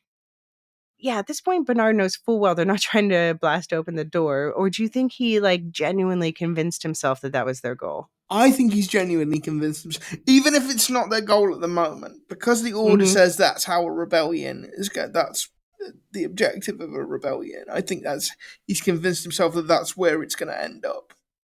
Yeah. Okay. So, casual reminder that the Down Deepers do actually have more gunpowder somewhere. Not that they just stole it; they just already had it. And Mark Chambers, I think he'll presumably be back in the finale because he's the one who knows where it is. Yes. Yeah. I do wonder how many people who know Billings, whether they are whether Bernard lost those people basically by blaming Billings. If people who know him know he's an upstanding guy, maybe that's really putting question marks about Bernard in their head. Yeah, I think it is. I think Bernard certainly didn't carry that meeting. Yeah. Yeah. And also poor Amundsen. I thought Bernard put him in charge of the deputies. So what responsibilities does Amundsen have left now? Yeah, I'm going to say Amundsen really isn't in charge of anything. Yeah.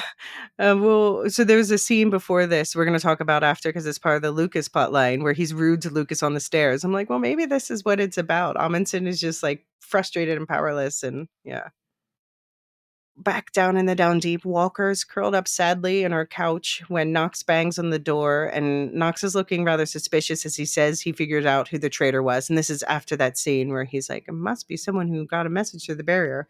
But Knox says to Martha here in her workshop in front of the camera that I think Knox knows, Jules showed them the cameras. Yeah, so he can look up and see that it's there casually. Yeah. Yeah. So I think he knows Bernard's watching, but he says the traitor is Teddy's mom. And everything he says about Teddy's mom seems to be about Walker. He says he saw her at the barrier yesterday before the raid on supply, and he knows she's just protecting someone she loves. He wouldn't want to punish her for that. But that puts them in a jam. And since he couldn't find Cheryl, he's going to run their new plan by her over her mild protests. He says that they will take the rest of the gunpowder they have and they will use it.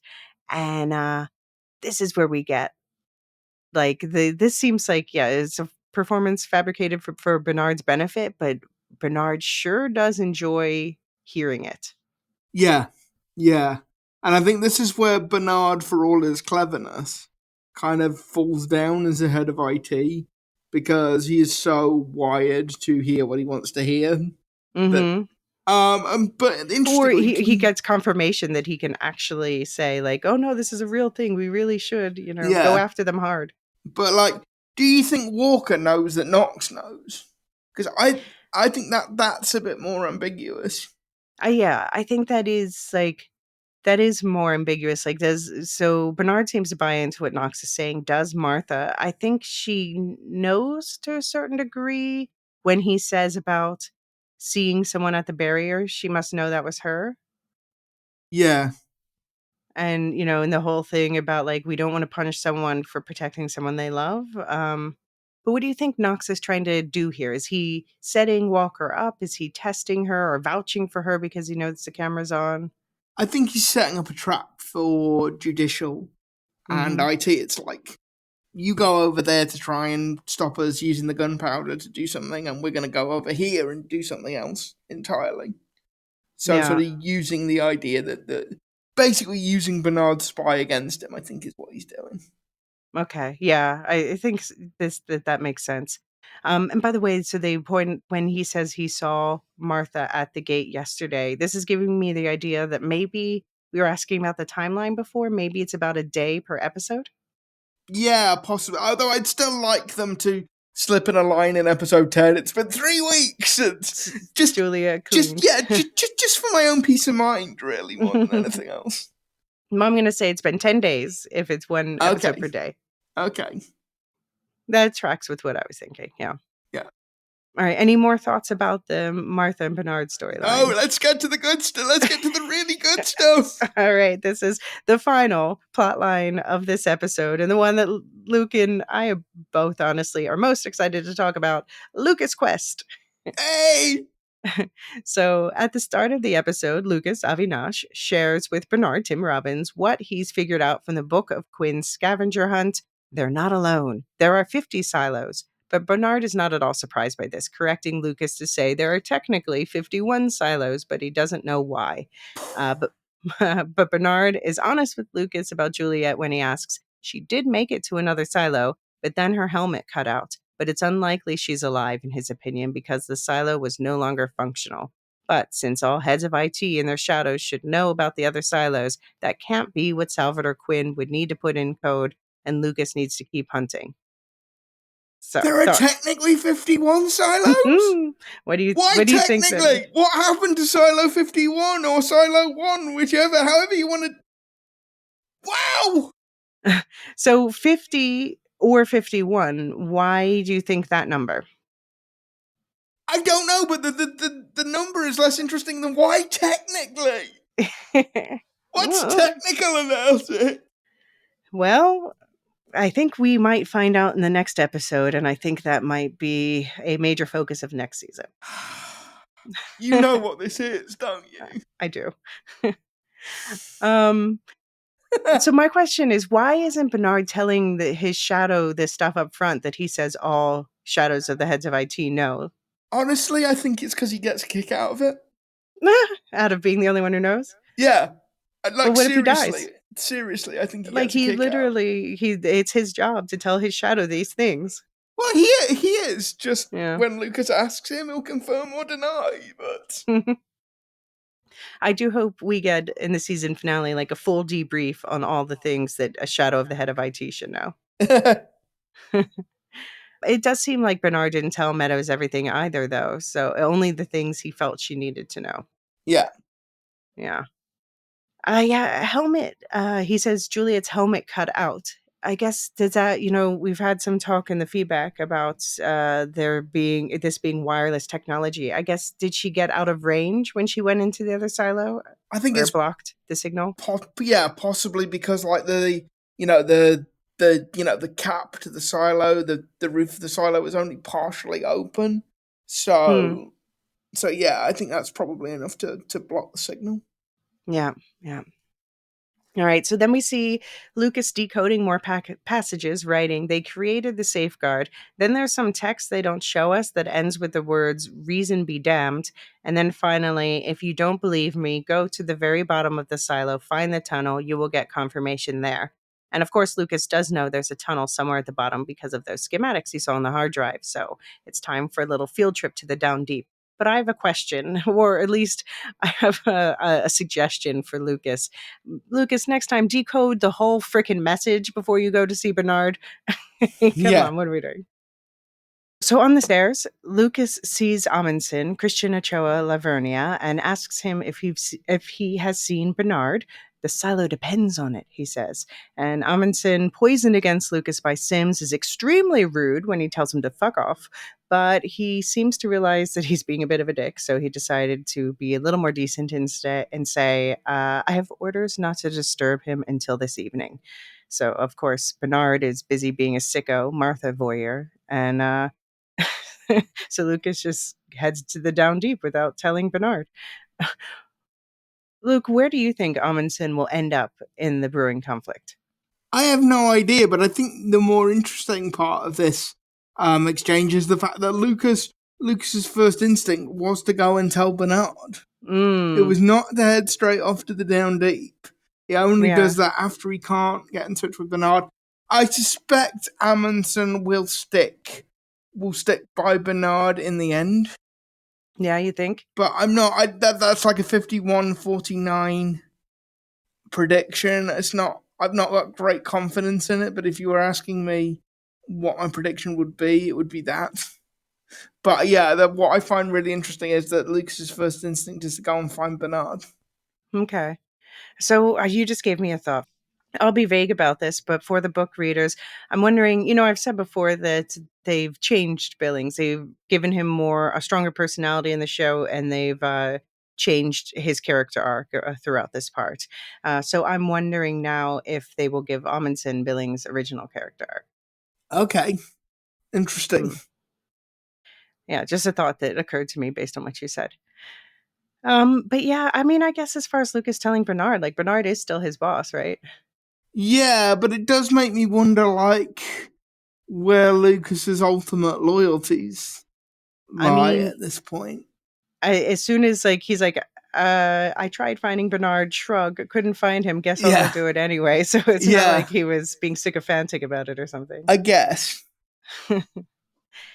And then, because then we see also this next scene where Lucas stops on his way down to see his mother, played by Lalita Chakrabarti. And she is a hospice nurse, as we've heard before. So she's busy giving hospice care, but she's sure is glad to see her son, whom she last heard was being sent to the mines. She's not thrilled that he's been out of the mines for a few days and didn't tell her that he was okay. Yeah. Yeah, I can understand that. Yeah, that's fair. And now he's asking her to hide some apparently shady version of the pact. And this is going to be a hard no from her. She only just found out she didn't lose him for good. And now he's putting his life at risk again in his lifelong quest to know everything, solve all puzzles at all costs. So yeah, this is sort of the defining characteristic of Lucas, I would say. Yeah, and it's like basically his mum was going, "Why do you have to be this way?" Yes. He's like, "I was born this way. Put on Lady Gaga." Yeah. And Lucas says that, that's not what put him in this position. What put him in this position, he says, was cowardice. He told Juliet he couldn't help her because he was the only one taking care of his mother, but that's a lie. She can clearly take care of herself. I didn't help her, he says. I didn't report her. And then he paraphrases Bernard from last season. I just did nothing. And he says that's a mistake he won't repeat. And at this point, his mother relents and agrees to hide the book for him. So, yeah, to be fair, he could have gone to see her because he is allowed to walk around. But it is true he couldn't send a message because all that's shut off. That's true, yeah. Although he could have sent a message by Porter, just saying. He could, yes. Yeah. So the question is, he was talking about his cowardice, but if he didn't do that, would he have his new shiny blue badge where he can really find things out? No, this is the thing. If he hadn't done that, if he had tried to help Juliet, he would probably have been sent out to clean as well, and we wouldn't be where we are. Yeah. So maybe everything works out for the best. I do think he has more self-awareness than a lot of other characters in this story. Yes, he does. Yeah. And okay, so we actually speculated on this last week about whether or not he would help Juliet, and it sounds like he would love to help Juliet now if he could. But I wonder if what happens at the end of the episode would change anything. Yeah. You get the feeling that Lucas is about to go on a fairly life-altering journey, both physically and metaphorically. I don't know if he can go through the door, but we'll see.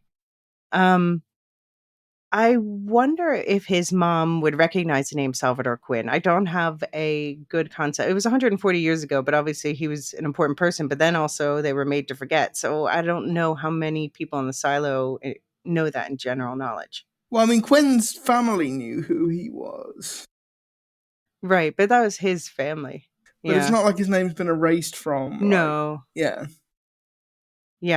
But then would Lucas's mom open the book and be like, "Oh shit, Salvador Quinn"? Salvador Quinn, yeah. Or would you just go, "Oh, this belonged to a guy called Salvador Quinn"? Yeah. I want to shout out the lighting in that scene, by the way, and because it was hospice care, they had this really soft lighting that I found very pleasing. So good lighting Yeah. on it. Well, okay, I was gonna say good lighting in the show, but there's been a lot of complaints about some scenes being very dark, which I understand. So that can be Yeah. frustrating. I Yeah. haven't noticed it in this show personally, but I know a lot of people have. So Some of the shots in Silo 17, particularly earlier on in the season, could be a bit dark. okay. So, leaving his mom, Lucas pulls out his big blue badge energy, his BBBE for short, at the barricade to the down deep, where the guard warns him it's not safe on the other side. But Lucas wants to go through anyway. And Lucas is indeed grabbed as soon as he gets through the gate by a crowd who wants to know who he is and why they let him through. Why would someone with that BBBE come down to the down deep? Super sus. They're about to kick him back out through the gate or over the side if he keeps struggling when he evokes the name Juliet Nichols. He says he's trying to save the silo. Did you notice, by the way, when Lucas went in, a porter came out? So I guess at least some Yeah, at least supplies. some traffic is going into it. It Yeah. might be because the down deepers control that farm, because maybe not every farm produces every type of produce. So So they have maybe, to let them out. Yeah. yeah, and so maybe they have to let certain types of food in as well. Maybe that's kind of, The trade. yeah. Yeah. Okay. That makes sense. But then, yeah, give them medical supplies. Jesus. Um, so Lucas, when he's like trying to prove he does know who Juliet is, he says her boyfriend's name was George. So first of all, the bitterness in his tone when he says that just made my heart break for him. But secondly, I wonder how common of knowledge it was down there because they were not sanctioned, but also it's probably one of those things where everyone's like, "Oh no, we know nothing about it." Wink, wink. Wink, wink. Yeah, nudge, nudge. It seems like the down deepers are all up in each other's business. Well, I think everybody in the silo is up in kind of everybody on their level's business. Yeah, that makes sense. Small world. Yeah, It's like a village effect per level, I guess. yeah. So Shirley is called up to the barricade to make a decision about this guy who claims to have known Juliet, and she's not impressed when he tells her about their cafeteria conversations and is definitely worried he could be Bernard's spy. But he says he's searching for the truth, like she was. And then he says the thing that changes everything for Shirley. He thinks Juliet could still be alive. He says if she takes him where he needs to go, he'll tell her what he knows. So Shirley takes Lucas down to the digger room and tells him this is where Jules used to take George to do the. And I felt little stabs in Lucas's heart when she said this. um, he admits he didn't actually know Juliet well, but he was blown away by her. He admits to Shirley that he once tried to kiss her, and Shirley says that he should be flattered that she let him live. Yeah. He says he wishes he would have done something more to help her, and this is a feeling that Shirley understands. So, are you starting to see why I love Lucas? Why he's my favorite book character? Yeah, I can see where it's coming from. And also, I have to call out that Shirley agrees there isn't anyone like Juliet with a certain tone that I'm reading as, the past relationship implication allegations still stand in my mind between Juliet and Shirley. Yeah. Shirlette. Shirleyette. Yes, surely yet. Shirley says she hasn't been down this far in years. I think if I lived in the down deep, like I'd be there every day off. Yes, I think I would too. So let me ask you, would you rather? Would you rather have your next silo vacation lounging in the gardens, camping in the digger room, or scuba diving in 17? Oh, I think lounging in the gardens. Those gardens look very relaxing. And you have like little cafes. Yeah, exactly. I'm a sucker for cafe culture, so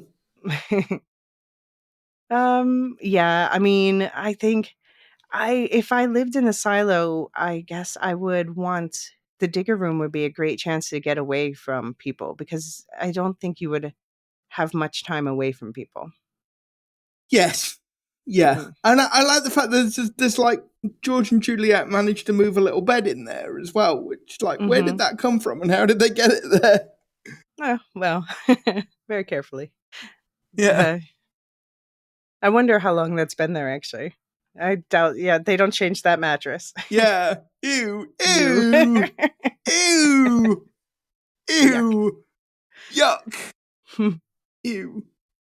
So Shirley, she's talking to Lucas and she's like, listen, I've been coming down here since I was a kid and I definitely never noticed a tunnel. So, and Lucas is like, no, listen, I'm looking for the bottom of the bottom and this is it. You're all scared of that water, but did you ever consider it's not actually that deep? Because if this place isn't flooded, there must be pumps going, which again the question of the magical machinery that no one seems to be able to need to maintain. But Yes. let's just hand wave that away. It's the same in the books, and I've had canon about it based on the books, but we'll see. Okay.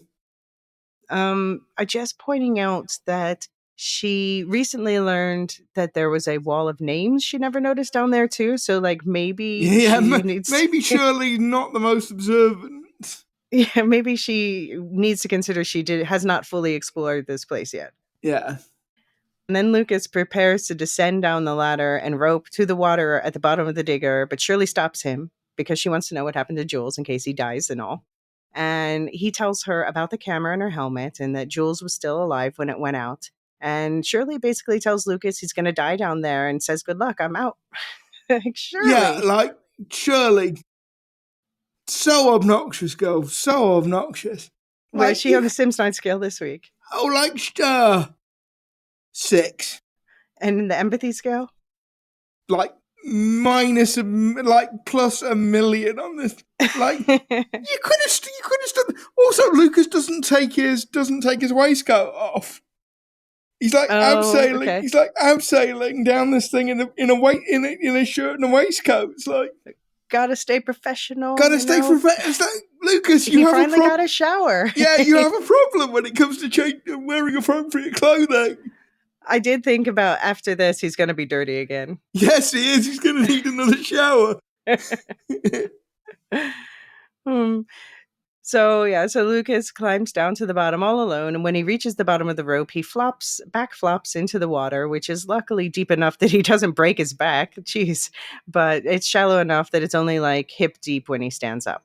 From there, he can see the tunnel, and when he enters the tunnel, there's a massive metal door, 15 feet tall, just like George described to Juliet in that video last season.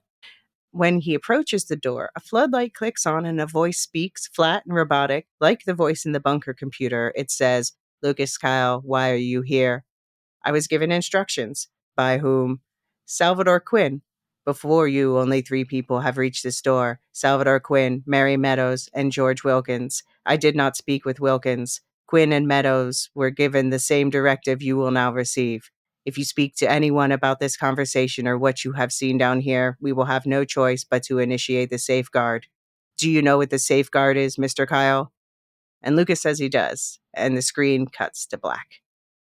So you told us what your thoughts on what the safeguard might be are. Yeah, I think it might. I think there might be explosive bolts in the cap of the silo. They might blow. I think there are several interesting things here. Firstly, we now have a pretty good idea of what Mary Meadows did in those missing 4 days. Mm-hmm. Because we know she found the book we know she found Salvador Quinn's copy of the Pact. Mm-hmm. We know she decoded it, and we know she made it down as far as this door. Mm-hmm. We also know who hasn't made it this far. Because the one name that wasn't mentioned there was Bernard Holland. Right. Yeah, right. Bernard does not know about the existence of this door. Also, but we know that also because he was surprised when he saw the tunnel on the schematics, or when Juliet brought it up last season too. Yeah, so this is going to be the transitional moment where Lucas knows more about the silo than Bernard does. It was always going to happen. It was always going to happen. But what I think is really interesting is he didn't speak to George Wilkins. Yeah, which makes sense because George Wilkins was not a head of IT or shadow to the head of IT. Exactly. So this algorithm is only programmed to speak to the head or the shadow of IT. But what I was also wondering is, would the algorithm have been able to access the cameras that were still working when George Wilkins made his way down here? And would the algorithm have been able to work out that he hadn't decoded Salvador Quinn's code? That he'd just like stumbled across the door rather than solved the mystery? But it's not the algorithm. You think the algorithm set up Salvador Quinn's mystery? No, I think that Salvador Quinn did it in order to hide it from the algorithm. So the No. algorithm doesn't know any of them solved this code. No. What I'm saying is that may well be true, but let's assume for a second that the algorithm can access the cameras. Mm-hmm. Yeah, I'm sure. They would. Does that mean that the algorithm knows that George Wilkins didn't come across the door because he'd worked something out? He just came across the door because he came across the door, and is that why it refused to speak to him? I think it refuses to speak to him because he's not authorized to have that information. Okay, so it's just that it's the head of IT in the shadow. Okay. Yeah. These are the two people who are allowed to know these things.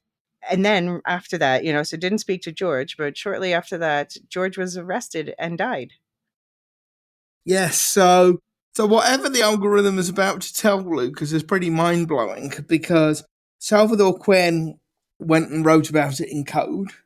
Mary Meadows quit as IT Shadow and, spent the last 20 years battling alcoholism. Mm-hmm. So what is this going to do to Lucas? Yeah. It's interesting, the voice. So this word safeguard, the voice seems to expect Lucas to know what it is, and Lucas says that he does. So Bernard either told him off screen or he found it in that code.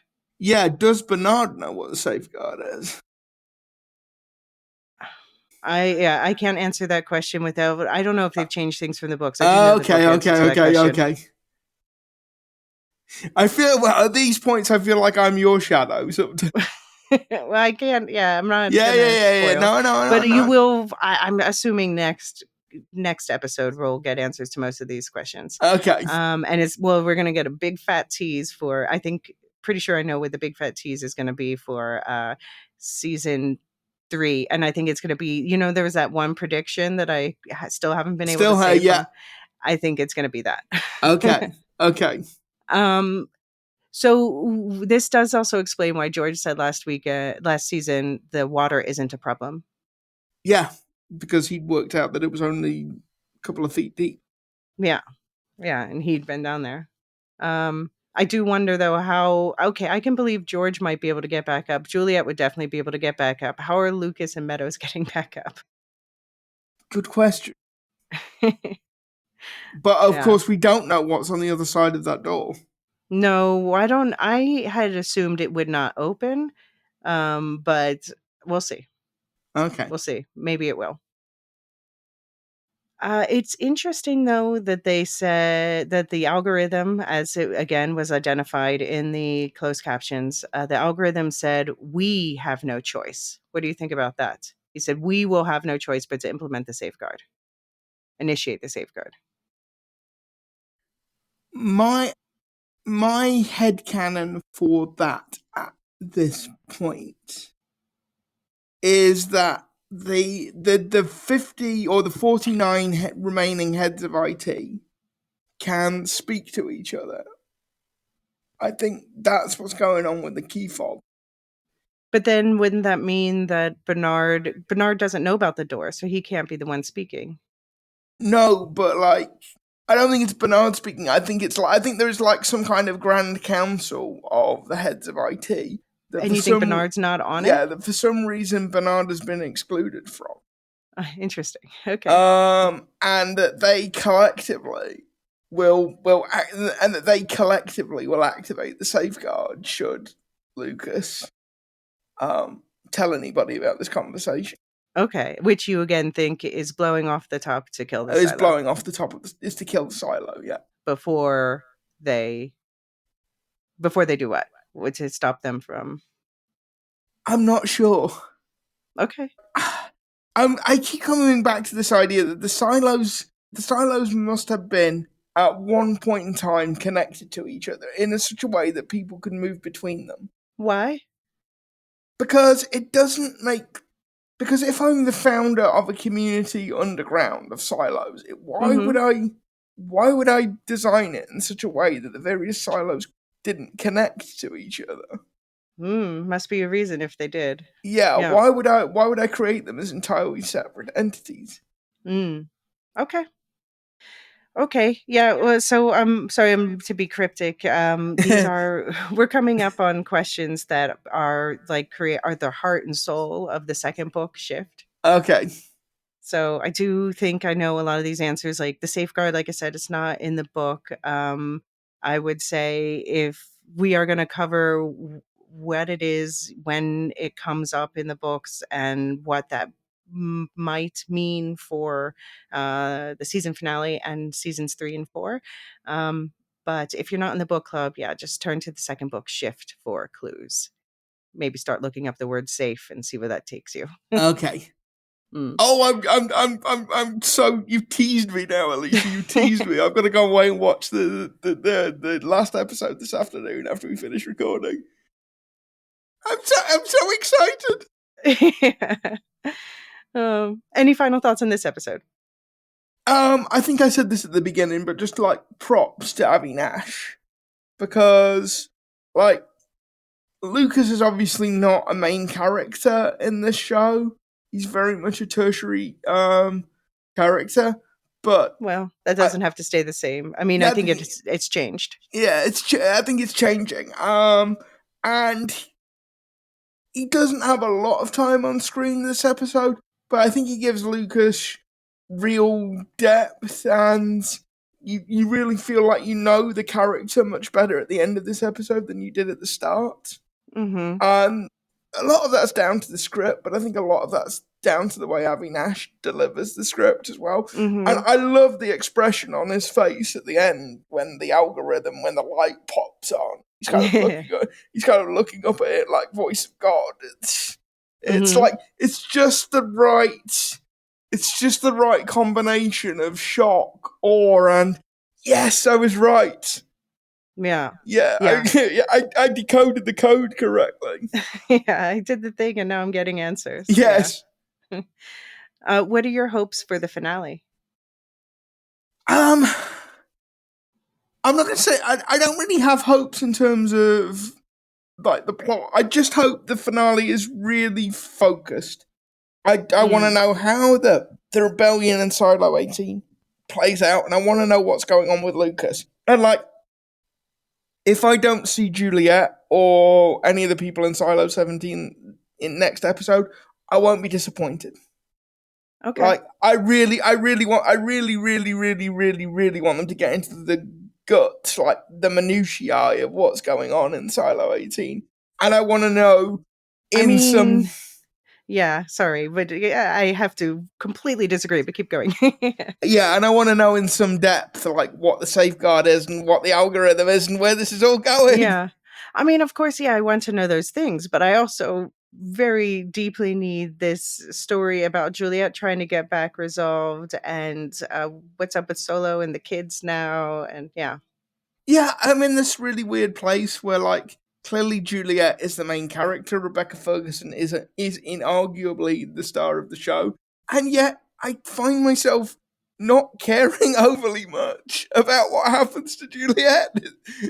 I think it's maybe because, you just think/know she has some serious plot armor. Yeah, I think this is the thing. I think this is... Obviously, there are great advantages when you cast somebody like Rebecca Ferguson. She's a great actor. She brings an awful lot to the role. But the one big drawback is you do know that she's like got 5 inches of plot armor the entire time. Yeah, but I would have said the same about, say, Rashida Jones, and she died in the first episode, just like that character does in the book. Yeah, and I suppose you could say the same about David. Yellow. Sorry, yeah.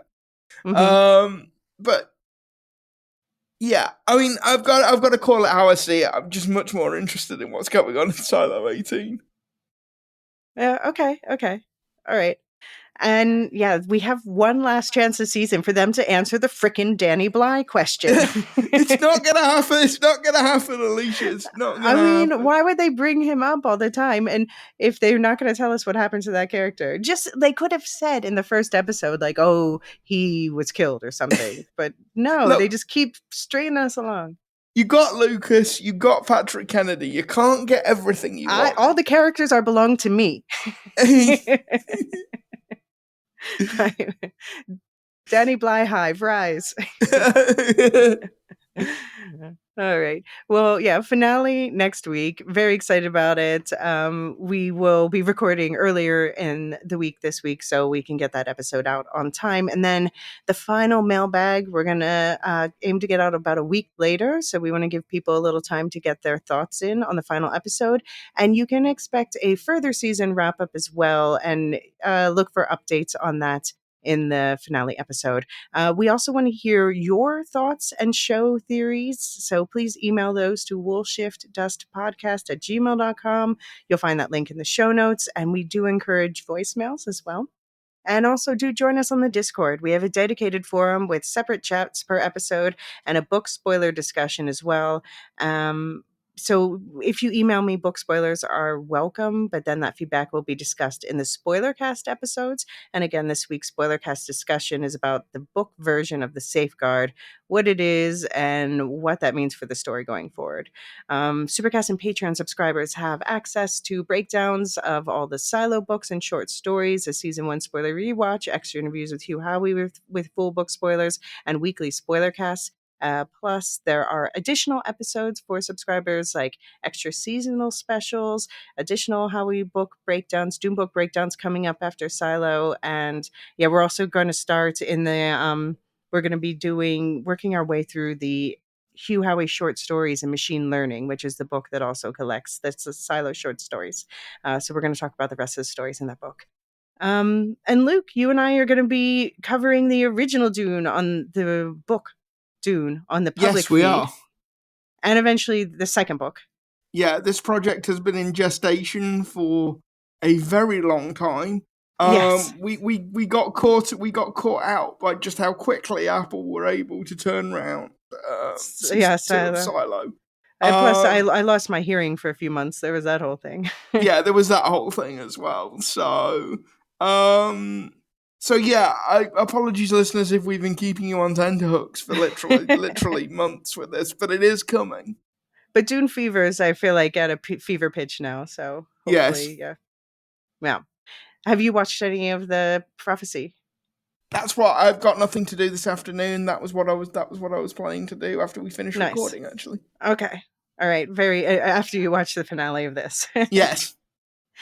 But yeah, so in this public feed, how it's going to work is we're doing the first book breakdown in ridiculously small pieces. No, not really. We're doing it in 5 parts because we split the first part in half because it's just such a lore drop, and we want to make sure that we're like getting people settled in the world before we plow forward in the story. And then we're doing a book, the other 2 books, 1 episode each. And we've got that final episode that's ranking what everybody said were the most memorable moments of the books. And then we're going to be working through the various adaptations. So first thing you're going to see in the feed in a day or so is a re-release with a new introduction of our Dune series, where it's going to give all of that background and the background of Frank Herbert and where this whole book came from. Meanwhile, though, in the book club, what we're going to be doing is covering the prequels that are set 10,000 years before the original Dune and 100 or so years before the Dune Prophecy TV show. And we're going to be starting at the beginning chronologically with the Hunting Harkonnen short story from the Tales of Dune Extended Edition collection. And then that's going to be followed by the first novel of the Legends of Dune trilogy, the Butlerian Jihad. And it's going to be a different format that we're experimenting with. So I'll talk more about that next week. And I want to welcome new Silazans: Leslie M., Justin T., Robert G., Katrina R., Kelsey M., and Naomi K. thank you so much for supporting this endeavor. You're helping me and Luke to keep these podcasts going. And the new season pass option, though, if you're not interested in all of those extra things, you just want the silo episodes, you can do that. You'll find those links in the show notes. There's a couple options there. But if you're not interested in any of that, of course, we're just glad you're listening. If you feel like you got something out of it, we'd love if you could share this episode with other people you think might be interested, and leave us a positive review wherever you're listening. That's enormously helpful. Can't overstate that. And do also check out the rest of the Lorehounds network. Jean and I have been busy with lots of Marvel and DC coverage. There's a Nosferatu one-shot coming soon. The Star Wars Canon Timeline podcast is kicking off again. Properly Howard is doing their A Few Good Films series. Radioactive Ramblings just released another Ghibli and another Red Rising episode. Never Mind the Music, always doing music meets psychology. And Severance Season 2 begins the same day Silo Season 2 ends.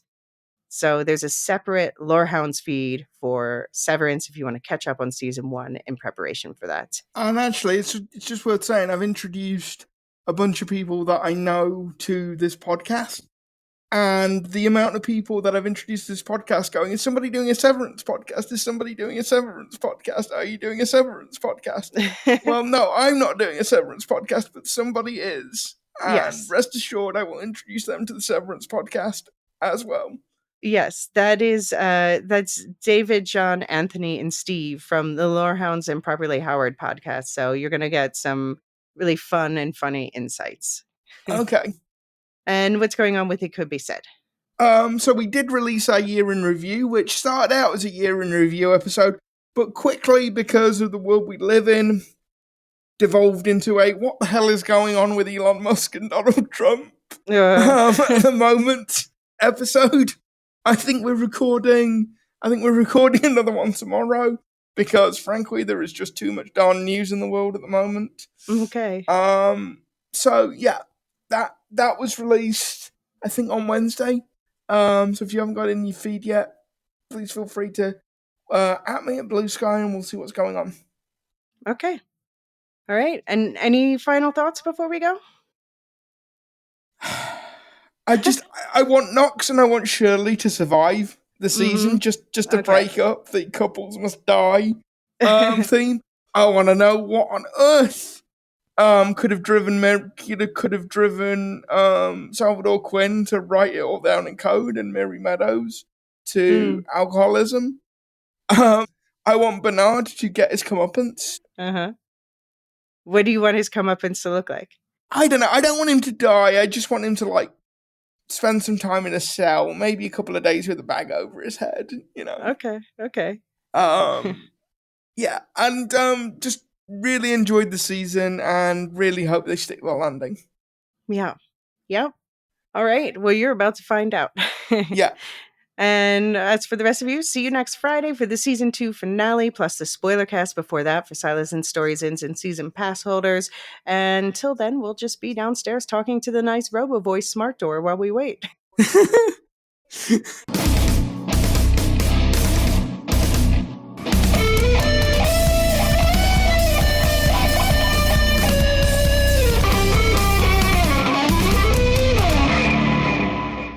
Hey, still here? Here's a fun little tidbit that I shared with Luke during our episode 4 recording about Solo's life in the bunker in the books, but then I cut this discussion out of the episode since I thought I better wait until we saw the inside of his bunker for ourselves, just in case.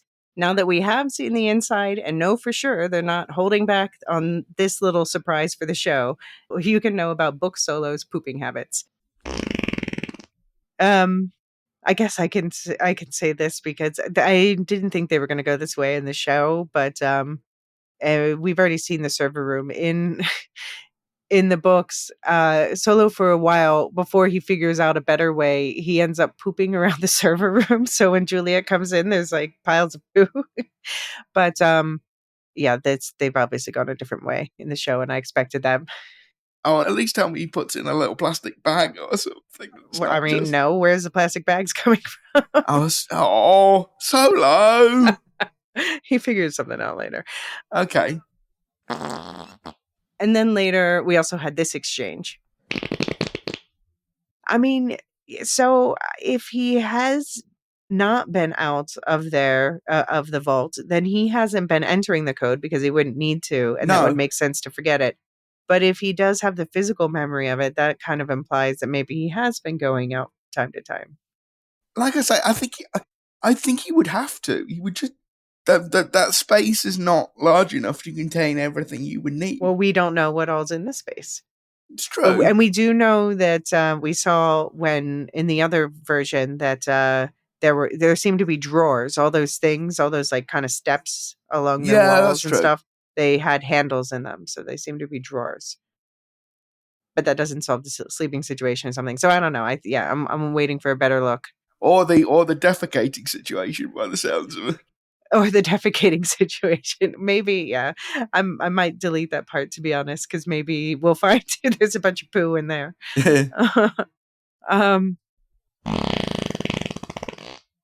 Okay, thanks for listening to the end, and good luck unknowing that. See you for the finale, and I hope you have a much more sanitary week than Solos.